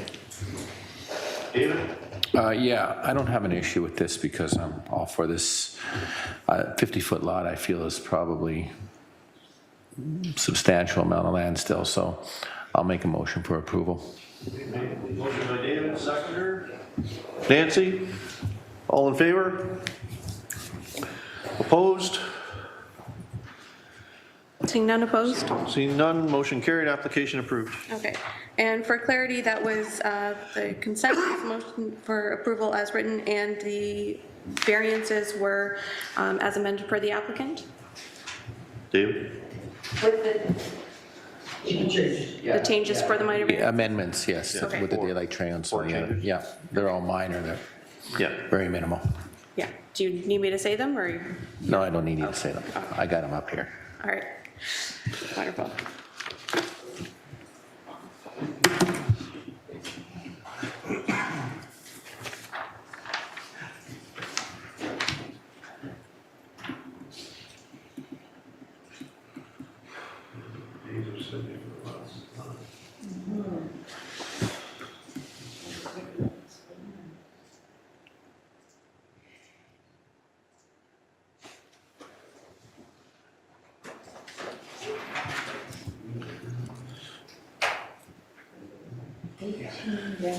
Okay, that hearing's over. So for the interest of the interested party, that application was approved as amended. No, I'm just waiting for him to stand up. I have an application. Yeah. Sorry. Thanks, man.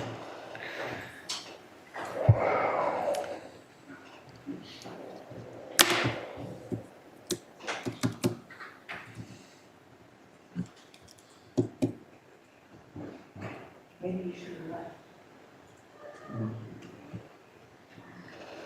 There.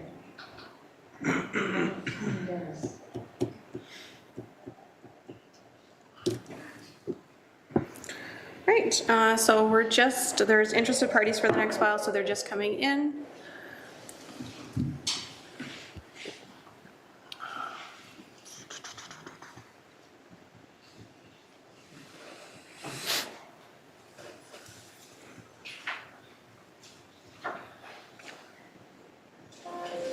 Okay, so we're all set for the next file. So we're hearing ANA 22-180 for 64 Lovers Lane in Ancaster. We have the agent registered to speak and several interested parties. Okay, for the record, is the agent available? Afternoon, committee members. It's Ryan Ferrari, registered professional planner, AJ Clark and Associates. Did you have a chance to read the comments that were posted? Yes, I have, Mr. Chair. We've read the comments and the letters from the neighbors, their planner. I know this has gone back and forth a few times and tabled a couple times back in July, but at this time we would request of the committee to table this application one more time. We're going to take the comments back, look at the dwelling one more time, scale it back a little bit, and come back with a proposal that hopefully everybody is okay with. I realize the application's been tabled multiple times, but just for the committee's information, AJ Clark and Associates was only since retained after the application was tabled in July. So this is our first meeting. So like I said, we humbly request that the committee table the application. We're going to come back with a different proposal, hopefully satisfy everybody involved. So thank you. Okay, thank you. And that is your right as many times as you wish to have it tabled. Committee? Motion for table. Motion made by Nancy, seconded by Thomas. All in favor? Opposed? Seeing none. Motion carried, application tabled. Okay, and for the interest of the interested parties, you will be notified when a new hearing date is set and provided with the information if the application is amended.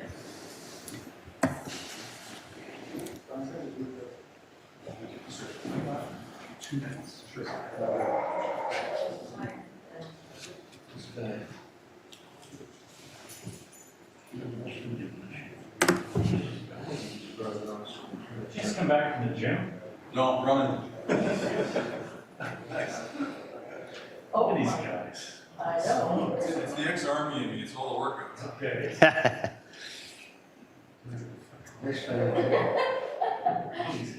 Is that exciting, Mark? Hi, Bob. Sorry, are you able to hear us? Can Bob hear us? Oh, Bob might be frozen. Just a minute. Oh, saw him move a little bit. Hey, Bob. Bob, are you able to hear us now? I don't think we can hear you.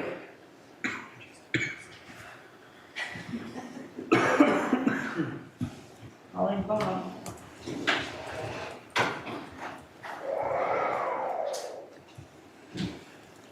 Bob, can you hear us? Wave. No. Bob. Oh. You can see us. A little delayed. Oh, he can't hear us though. No? Hearing is more important. Yeah.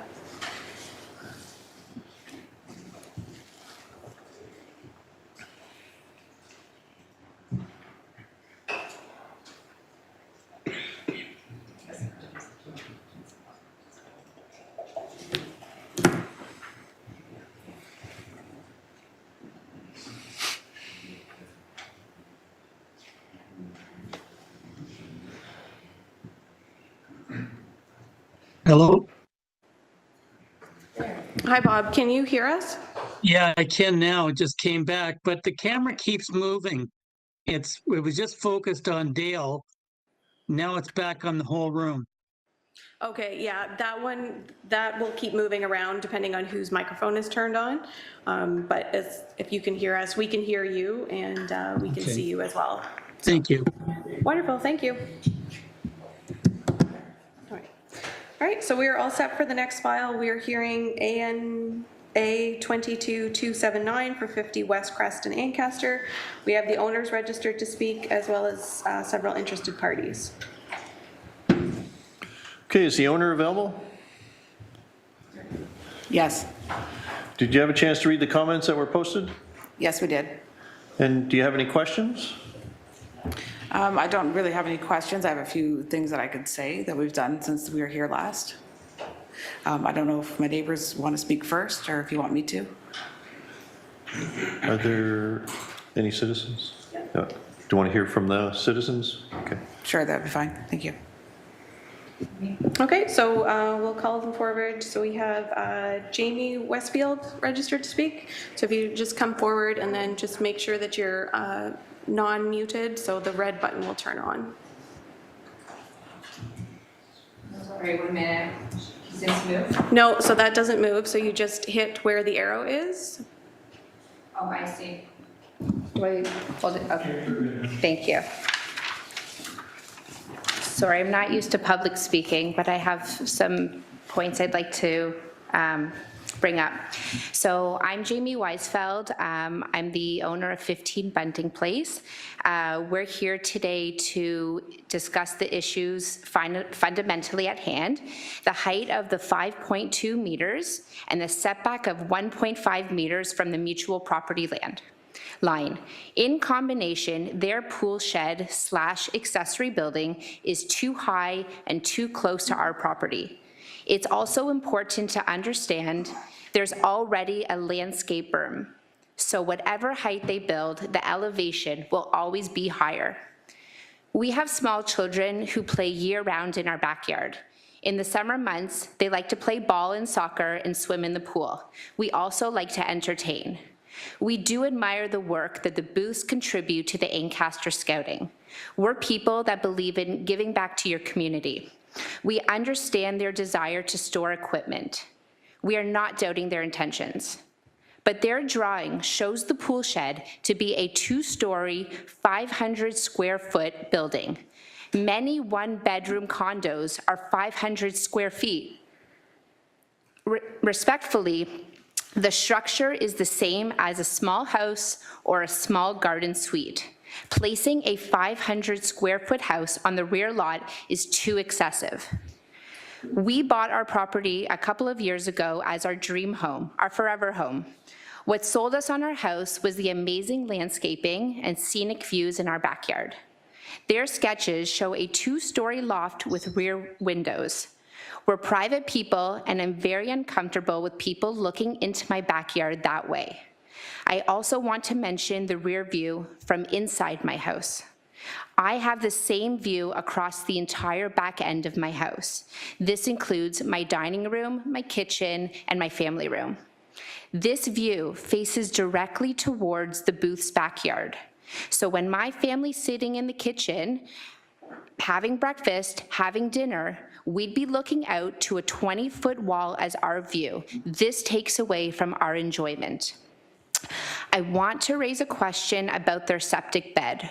They said it's inactive, but remains in use for rainwater distribution. I'm not an expert, but shouldn't the land be graded that it utilizes rainfall? Shouldn't the stormwater management be handled the same way as newer homes with the local systems? I'm asking for the booths to consider another type of structure or position on their land. They have an existing pool shed and an existing gazebo. If they built their new, bigger pool shed there, they may not have a problem, as respectfully, their next-door neighbor already signed off that they approve of their renovations. We understand they want to maximize enjoyment of their backyard, but it's at the expense of my family's enjoyment, and I believe that's unfair to us. Thank you. Okay, and we now have Stephen Quitt. No, I'm just here if you have a question. Okay, so you don't wish to provide comments? Okay, thank you. Anyone else? No? Okay, committee have any questions at this point? Yes, Thomas? Yeah. I'm looking at the aerial photograph that's with the staff comments. Do I take it that the building between the pool and the house, is that a pool shed? We utilize that for our lawnmower, like a regular. I'm sorry? We utilize that as a regular shed, like a lawnmower and all of our tools and things. Oh, no pool equipment in there? No. Where's the pool equipment now? It's in like a Rubbermaid bins by our pool pump, located along the side of our house by 48 West Crest. It's mostly stored outside. They're like truck boxes, those big ones. And in the backyard, there's a circular structure there? Oh, it's a trampoline. A trampoline. Right, is there anything to prevent moving these two buildings over that way? The septic bed. You might lose the trampoline, but. Yeah, no, the trampoline is portable. The septic bed, that's where the Oh, septic bed is. And that's only for rainwater now? Mhm. Okay. And then there's a very large tree in the back corner. I mean, that would also be up against 15 bunting, but the tree is see probably that. 40 feet in diameter. The tree is about 40 feet in diameter and about 70 feet tall, so we don't want to move Yeah, but or how big is disrupt the that. trunk? No, it's an evergreen tree, so it's like Oh, I 40 see, feet okay. at the base. Got it, Yeah. yes, thank Yeah. you. Nancy, you have a question? Could you tell me what the purpose of the loft is? So the loft was going to be for storage of things that we have in our basement, camping equipment and things for the scout group as well. So the loft it's not a full-size loft, we've decreased the height. But it's about 8 feet. At the peak, but not like as it goes out. And is there any reason that can't be brought down somewhat just to kind of break the difference a bit? So originally we had asked for a height of 7.2 meters and we decreased it to 5.2. The building in the drawing is actually 5.1 meters, but I asked for the variance of 5.2 just in case we run into a little snag or something along the way, or because we're using natural logs.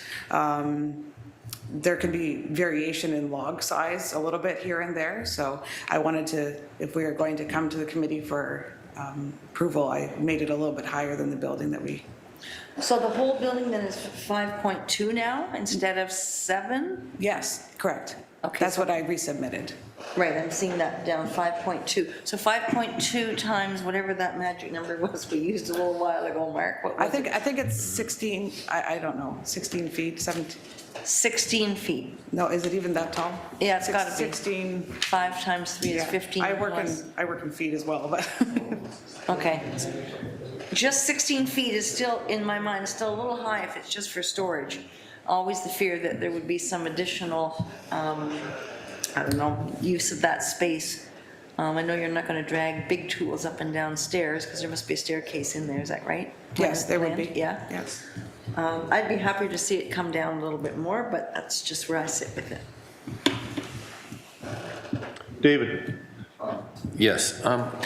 What's the buffer? You're right behind, the neighbors are right behind you, correct? And your house is set back quite a bit, and there's a buffer of trees down there. Whose property are the trees on? Both. On both? Yes. Is it a dense property there? I would say it is dense in about 2/3 of it between the property line, and there's one bush, they've actually attached a picture. There's one bush Yeah, that's a it's hard to deciduous, yeah, it's a deciduous tree, so it's lost its leaves now. Do But you plan besides on that- removing any of these trees at all? No, we've actually offered to plant additional trees if they would like, but they declined that. Right. Could you see through those trees? Or Yes, you can. in the thing? Sorry, I don't know if this is on. Right. Yeah, you can see, so in that particular area where they want to build, the area is very sparse. So I can see right through their backyard, at that area, and they can see through my backyard. So, and imagine that most of the year it is sparse because it's the winter months, right? It's really only in the summertime when the leaves are full bloomed that there's some shade there covering our backyards. So that's where we stand. Do I have an opportunity to speak as well, or just answer questions? Like, can I? Go ahead. Go ahead, okay. So since we were here last, we were asked to do a couple of things. We were asked to reduce the height of our building, which we did. And I also went and had professional drawings done just to add some clarity to what we had in mind. They aren't final drawings, they're only to show the elevation of of the building. I didn't want to pay for full-blown drawings for a building permit at this point. I approached our neighbors here at 15 Bunting and at length tried to come up with a compromise for our building like we were asked, and they had nothing that they wanted us to compromise with. They just purely did not want us to build outside of the current bylaws whatsoever. So I've also offered to plant additional foliage, bushes, like an evergreen tree in that one area that they're saying is sparse. The rest of it, you can't very well see through because it's a combination of evergreen and deciduous trees. If you look at the photograph that they have attached saying that we're changing their view, right now the view through that one area that's approximately 10 or 12 feet wide, the view is of our house, the corner brick wall of our house. It's further set back, of course, but it's not that we're changing. I mean, they can see grass and a play structure that we currently have in place that we're taking down. So like, we have offered and tried to do things and to compromise with our neighbors.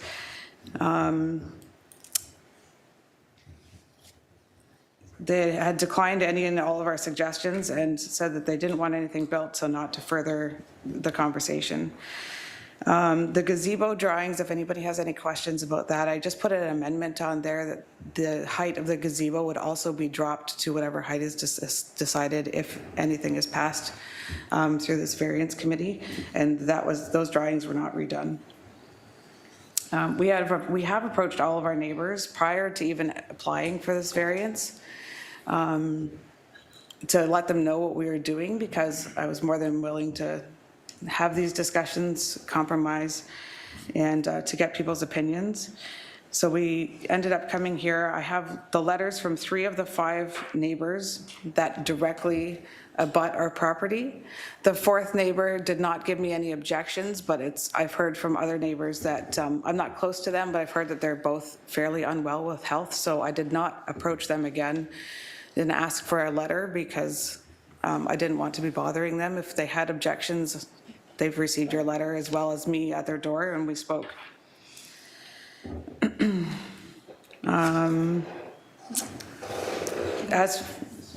As for the, can we build it anywhere else? I did mention when we were here last that because we have the 2 rear lot lines, even you had said, can I build on that side where the shed currently is?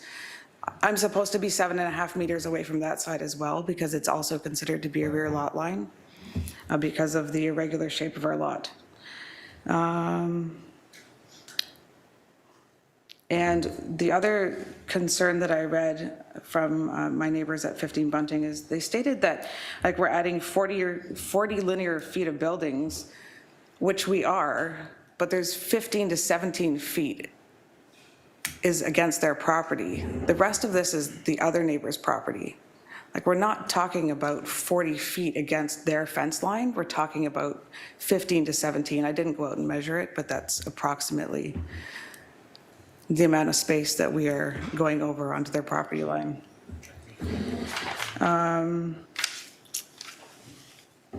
The height of land, it's there. I mean, it's flat on my side, it's flat on their side. There is a berm there, but that was there when they had purchased the house, and there's nothing we can do about that. And the building, when they were speaking earlier today, saying that it's 500 square feet, it's not, it's 400 square feet.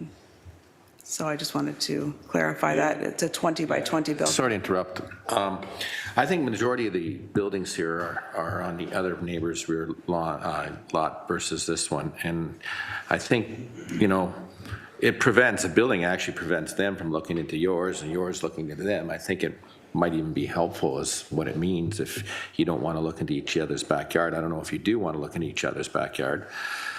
But in saying that, both have opportunities to plant trees too. If you don't like the building, if you don't like your neighbors, you can always put fencing and plantings up there. But I don't think this is really really effective on bunting that much, because I'm looking at these buildings now. And, I mean, they could put it over even more and be more of an obstruction view, but they've tried to put it as best as they can in the corner where it doesn't really affect anybody, maybe even your other neighbor on 15 Bunting more than it does the 15 Bunting, maybe the other one. So, I mean, the height isn't really a big issue with me, I don't think. It's pretty well close to what it can be, and given the circumstances, I'd have to support the city on this one and make a motion for approval. Well, if I may. Thomas, you have a question? I still have some observations. I'm looking at that photograph, and none of these other properties have a house bordering right on their neighbor. And that's the issue here. I understand that there have been letters of support from neighbors, but their backyards aren't being affected the way these people's backyards are being affected. And I still have this problem of, you know, do you really need that much storage space? If you got that much stuff, or if you're in effect inconveniencing neighbors to get the stuff out of the basement, I don't necessarily see that as fair. I don't know that we can order that trees, as part of the approval process, trees be planted across the backyard. If you planted evergreens there, then the view would be blocked, and they'd have to be substantial evergreens. But I don't think we can order that as part of the condition, can we? I would like to say, so 48 West Crest is probably affected just as much as 15 But they Bunting. don't have the break in the trees. No, they have no trees, and they have no foliage. Let me, So I don't know, well, maybe they're And more understanding. I from don't their back window and from their kitchen, they will be looking directly at it. Can I please say something that has to do with this? Just wait till the committee Sure. members are done. Well, 48 is the neighbor, That's correct. but the sheds aren't right next to their property. Yes, it runs along, like the end of the gazebo would be right up against And their their fence. house is in effect forward of these buildings, so if you're in the house. Their kitchen looks straight. And their pool is some distance away as opposed to a direct line of sight. Their kitchen and their living room looks directly out at that. Well, I think there's a difference there, in Okay. my view. And so that, I don't think that changes my mind at all. It's a question of, you know, you'd like to be able to do all these kinds of things on your property, but on the other hand, when they start affecting the neighbor's property and property values, then it becomes a concern. And the other thing that concerned, you know, that struck me, the building between the house and the pool could very easily be turned into a pool equipment building, it seems to me. Well, we're using it as a workshop and a pool storage, so. Well, maybe that's not the right spot for a workshop. I guess you can't build over a septic pit, which is unfortunate, because that's where you've got all the property. And there are many homes in our neighborhood, in our direct neighborhood, that are built 1.5 meters, like homes, 4,400 square feet on Linda Lane. That is 1.5 meters away from the side property line, which in actuality is like their rear property line, but because it's a corner, Well, circumstances change. Each individual lot has different circumstances, so I don't know that you can compare apples and oranges, which I think you're doing. The other thing that strikes me is along the property line with the neighbor at, what, 60? Can these buildings Probably 50. not be put there? that's also a rear property line. Sorry? That is also a rear property line. Well, it is, but again, you're looking into a sort of a vacant backyard there as opposed to somebody's pool. So their pool is not in line with this building. Well, okay, I hear you, but So it's the same problem with that neighbor. And that's where the mature trees are at that rear, between me and Bunting is where the mature trees are, the established gardens, and there is one small section along that fence line that you can see through. The rest of it, you cannot. Yeah, there is a lot of trees You cannot see through that tree line. there. Okay, so normally I don't, but I will go back once, try and keep it brief to the there's one neighbor. other bit of information I'd like, please. There's the picture that from the backyard that shows the structure, the play structure in the house. There's a tree there, but it looks like a dead tree. Is that a dead tree? At the back of her Of mine? property? Yeah. Yes, there was a tree that was taken down. Yes, we took it down. There was a tree, I think it was an oak tree, that was probably 100 years old. And that But created a it big was space. It was dead, and we had several arborists there who confirmed that it was completely hollow on the inside. This tree went completely up in the air and right over their property. When they moved in, they had the tree taken down because this tree was going to fall from, as three arborists said, it's going to fall in the next storm. And we had it taken down because it would do severe damage to their property. And at our expense, it was taken down immediately. Looks like there's a smaller tree next to it that was also dead. Was that removed as well? Time of year. The one No, these beside. are all in leaf here. The one that you're looking at there is more of a scrub brush, I think. Is it like a tall bushy tree? When the tree came down, Yeah. and the arborist did it, part of the tree, it actually fell and destroyed the shrubbery that was there. So in actuality, the privacy that was there was removed because they took a tree out. Okay. And then, Could I please just make the one point that I Okay, so- want to make? Back to the neighbor, just briefly, please. Yes, very briefly. Look, I really don't have a problem with the gazebo, okay? It's off to the side. I have a problem with the pool shed. The pool shed is the part that's right in that sparse area. And I'm not really, it's not like I'm worried that they're gonna block my sun. I don't wanna be looking out at this wall, at this 20-foot wall, whether we're in our backyard playing, whether we're in our pool, whether I'm inside my house, this is my view. The gazebo's off to the side, we don't So- see it. so- Committee, Nancy. Yeah, I've just done some math and stuff here, and it's only 0.7 of a meter height difference, so that's okay. I'm okay with that. I think what's happened here is because everybody's in a court, there's like 6 courts there, nobody has a rear lot line. You got 10 side lines and 2 circle lines, and you got all kinds of arcs and things, and so you really don't have a 7.5 foot from a rear lot line. So I'm okay with this. Okay. Committee, any more questions? If not, bring a motion. David. Motion to approve. Second. Motion by David, seconded by Nancy. All in favor? Opposed? One opposed. I have one opposed, and for clarity, is that motion with the condition from planning for no windows shall be permitted on the second story? Absolutely. Yes, okay. So that motion was, One opposed, motion carried, application approved.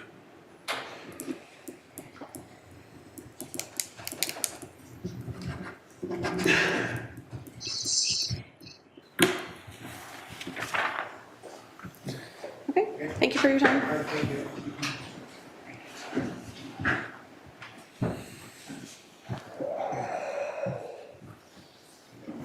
Okay, we are all set for the next file. We're hearing HMA 22321 for 10 Tamil Street in Hamilton. We have the owner registered to speak. Please come forward to the table and make sure that your microphone is not muted when you are speaking.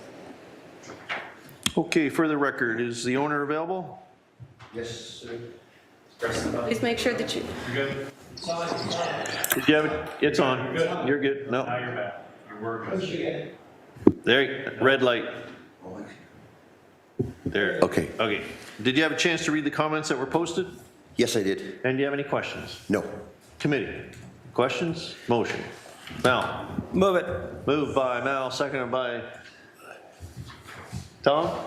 No. Bob? All in favor? Opposed? seeing none? Motion carried, application approved. Now, I had one issue in a letter that Too late now. I didn't know. My issue is not with the application that's in. My issue in my initial letter was the difficulties that I went through around this issue. This pertained to a policy that dated back to 1950. And what it specified was that there had to be 50% ground coverage around the basement. and I got 48 on an approved engineered plan. And nobody at City Hall would talk to me or touch this, okay? That they could go to their manager and say, city engineers designed the grading plan, you're okay. So I'm expressing a little frustration here. Maybe that's my point. Maybe you guys hear this all the time, right? But I've been at this 35 years. I've never seen anything that no one had a little bit of authority to move on. And so to add more injury to that approved grading plan by the engineers is having me put a catch basin in the back of my property to collect all the water from around the neighbors. It's going to cost $45,000 to drain out, to cut through the rock and in. So I found it very difficult that I had no one to go to on this issue. Okay, thank you for your comments. The committee is only able to deal with the minor variances before them. Oh, okay. Is there ever any credits given on these things? Is there ever any credits given on these? No. Talk to your counselor. Oh, that's where you have to go, eh? I hear you. Okay. Sorry. That's okay, thank you. Okay. And we're all set for the next files. So we do have 2 files next. They are on separate properties, but they are related files. Does the committee wish to hear them together or separately? Together. Together? Together Okay. it is. Thank you. So we're hearing SCB 22104 and SCB 22105 for 188 and 192 Fruitland Road in Stony Creek. We have the agent registered to speak and several interested parties. Is the agent available? Afternoon committee, Ryan Ferrari, registered professional planner with AJ Clark & Associates. Did you have a chance to read the comments that were posted? Yes, I do, Mr. Chair. I'm happy with them generally, although I do need to speak to the conditions. But perhaps, I'm aware there's some interested parties. I didn't see any letters submitted, so I'd be interested to hear what the interested parties have to say first, if that's all right, and I can go forward with my comments as well. Okay. Thank you. Okay. So we will hear from Michelle Capodicio first. Oh, no, I didn't want to comment, I'm just here to find out what's going on. Okay, so you don't wish to participate? All right, we will move on to the next person. We have Jenny Pino registered to speak. So please make sure that you turn your microphone on when you are speaking. Okay. Hello, how are you today? So I have a question. Actually, I have 2 questions, but my second question will depend on the answer of the first question. What is the proposal for that land? Is there a proposal, or is this just fresh, or there is a proposal already in the file? Sorry, so the applications that are before the committee members are for lot additions to another lot. There is no other application before the committee members. So there is except no for the lot proposal for addition. that land? Not before the committee members. For neither one? There's no proposal? There's no future, there's no plans for that land? No, this is just a severance so that one parcel of the land could be joined on to another. So no Okay, and we don't development know. at this point in time. And then we don't know the purpose of that petition? No, we don't know Correct. the future of it. Okay. My second question is, do you know why is it that they're coming to the city to ask for their sheds to be torn down? Is there a particular reason? Because the sheds are on their land. Okay, do you have any more questions? No. Okay, and then we'll let the agent reply. Okay, thank you. Okay, so we will hear from Zarko Manshovic.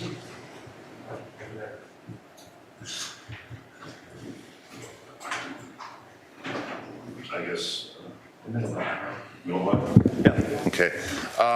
First of all, first thing I'd like to ask is, I live directly across the street from this property. I did not receive any notice there at all regarding any of this. So my question is why we didn't receive anything? So notice was circulated to all the registered property owners within 60 meters of the subject lands. Well, 189 directly across. I've talked to, I don't know if she's still the alderman here, Maria Pearson, about this many a times. Oh, no, I know that now, yeah. I found out it was yesterday, right? But anyways, so There were also signs posted on the property in accordance. The only signs that were posted was approximately a sheet the size of this on the front door, okay? I don't mean to sound harsh here, but, you know, unless you're a real nosy neighbor and you start going up to some of these doors, you're not gonna know anything about this. I've seen proposals done, and usually there's a sign closer towards the road and the sidewalk so that people can be made aware of it, but that's not my part, that's somebody else's. The question I have is, A, why were we not a part of this mailing list? And number two, with this tearing down of this building and with this lot adjoining the other property, what does that do to the zoning of the property that is there at the moment? Okay. So if we We'll are, answer that for you. We just want to hear the concerns and the applicant. that's my concern, and obviously the other one is, I'm kind of new to this all now because I haven't received any notices at all whatsoever. This is the first I was, and if, But you are here and you're voicing your concern and Yeah, he'll okay. explain it to you. yeah, so, and if you could at least let us know what the future proposals might be, or why this is a case of why it has to be joined to the other property. And does one property now come under the same zoning as the other one because of size-wise or anything like that? Okay, Okay, thank you. thank you. Good questions. Is there any other? So we'll now hear from Daniel Jiglitoe? Okay. No? Okay. Okay, Brian? Can you give a comprehensive so they understand? Yeah, no, that's totally fair. So thanks to the residents for coming out, expressing their concerns. So what we're doing today is we are consolidating land and joining them together to form what will eventually be a future development. What that development is going to look like, how many lots, I have no idea. We're still at the stage where we're putting lands together into one ownership. At such time development does happen, there will be an application submitted. It will be circulated to people within 120 meters of the subject property. When that will happen, I have no idea. As I said, my client is still consolidating land. So the reason why we're in front of the committee today is simply to chop off the backyards of these properties and add them into the land consolidation. That's the purpose of these applications. There was a question about the sheds. One of the sheds is going to be straddling the property lines, and some of these sheds will eventually, if this severance would be approved by committee today, and all conditions were cleared, would technically be on my client's property, and so, you know, they should be demolished. And those are, for the committee's information, those are covered by conditions. There's a question about zoning. This doesn't touch nothing with the zoning. Like I said, it's just a land consolidation at this time. And like I mentioned previously, when a future application comes forward, it'll be for rezoning, it'll be for a subdivision. Again, when, timing, I couldn't tell you right now. It's not anywhere close. So those are the reasons. I hope I answered all the questions for today. Like I said repeatedly, this is just to consolidate some land. If the neighbors don't have anything else, I'll go into my other comments for the application. Go ahead. My question is this. Sorry, you're not recognized to speak at the moment. You have to come to the table. Okay.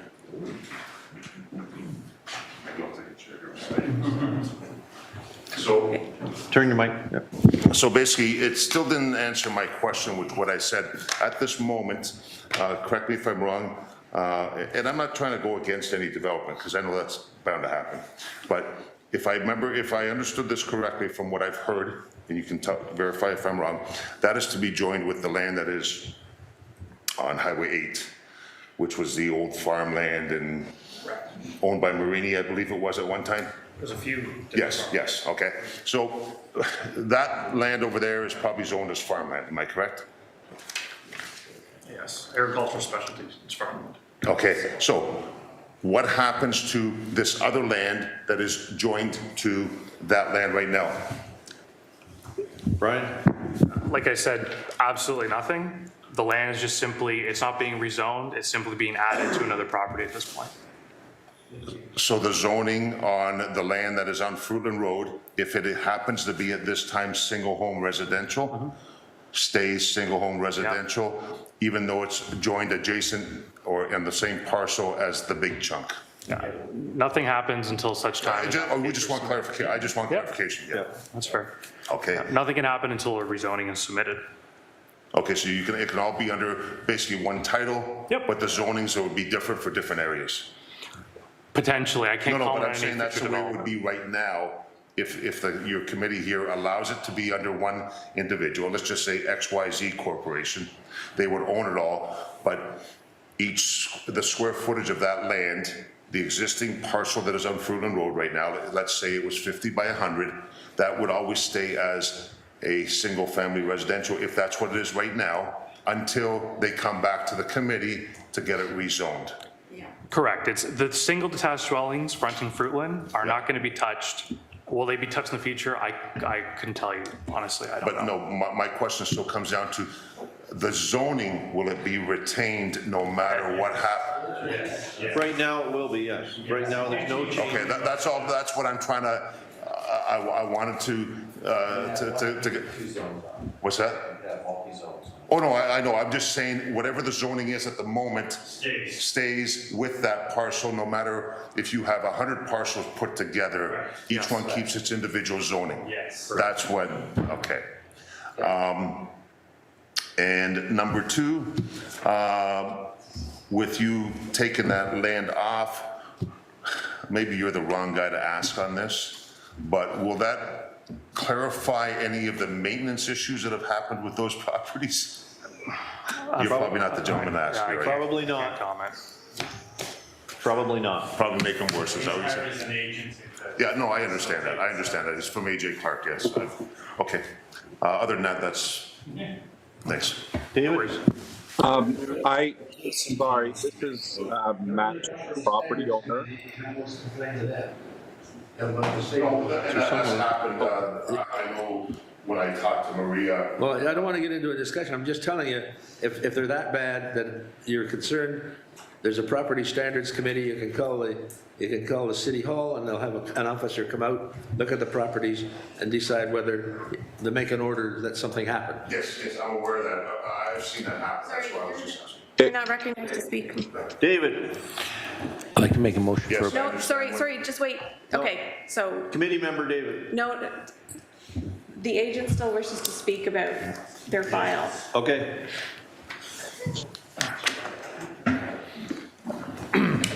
Sorry, folks, I know we're almost done. Okay. So I do note that staff are supportive of the application. I do want to go through a couple conditions. The first condition is number 5. Jamil, I don't know the best way to do this, but basically, because of the land ownership, they want it merged with not 669, but 667, which is beside 669.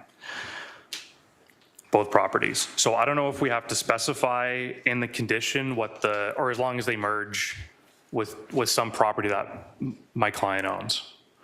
Just a minute, and I have to check what the notice said, because the notice may need to be amended, or the decision may need to be amended.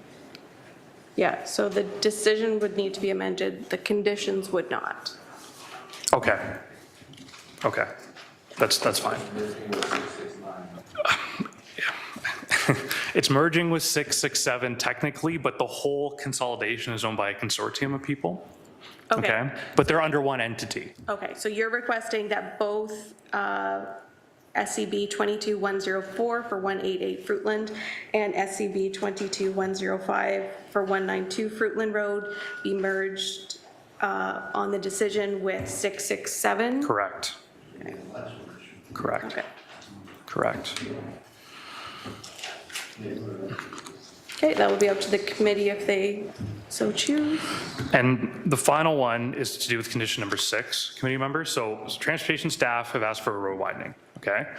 My position is that because we're not technically developing the properties at this time, a road widening should not be required. It's been practice in the planning department that if no development or no increase in GFA over 30% occurs on the property, no road widening shall be taken, okay? And I respectfully ask the committee that this condition be taken off the application. We take it during severance, and we've always taken the right-of-way widenings during severance. That's, sorry, can you please state your name for the record? Oh, it's Bart Brasso with Transportation Planning. So we've always taken right-of-way widening dedications with severance, and it also allows people to know what land they actually can develop on, so they don't come in the future and have to give property to the city, which they thought they owned. But at this time, there's no development on this property.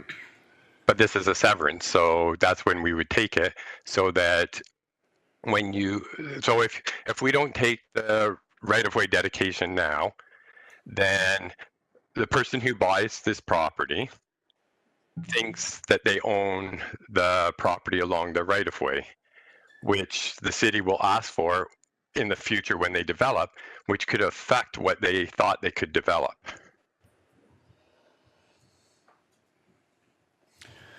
Okay. I know it's a grab by the city.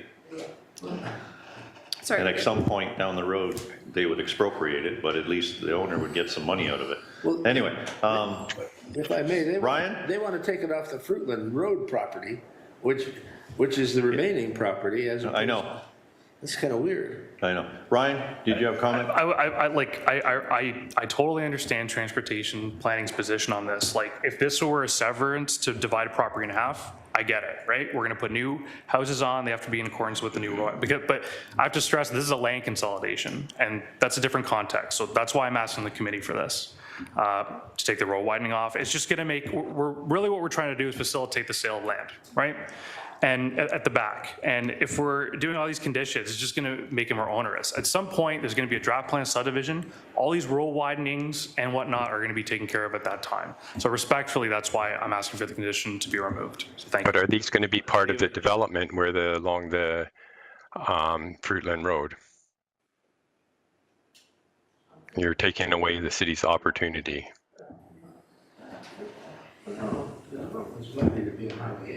But, so I think we're excited. My point is, this is to facilitate land consolidation. It's not to facilitate a direct development on Fruitland Road, which is why, in my opinion, the road widening should be struck as a condition. And like I said to the committee, it's been practice in planning that if you don't increase the GFA of the existing development on the site, staff can ask for road widening. So I don't know why it's different here.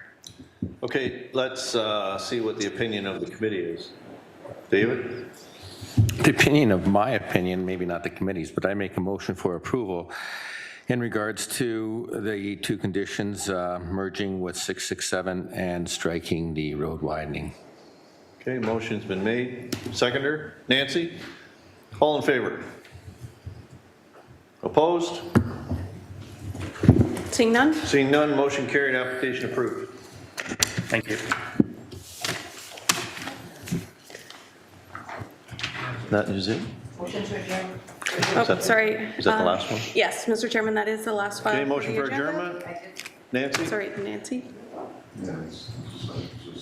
Thanks for your patience, everybody. Sorry, this is Magic, the owner for 188 and 190 Fruitland.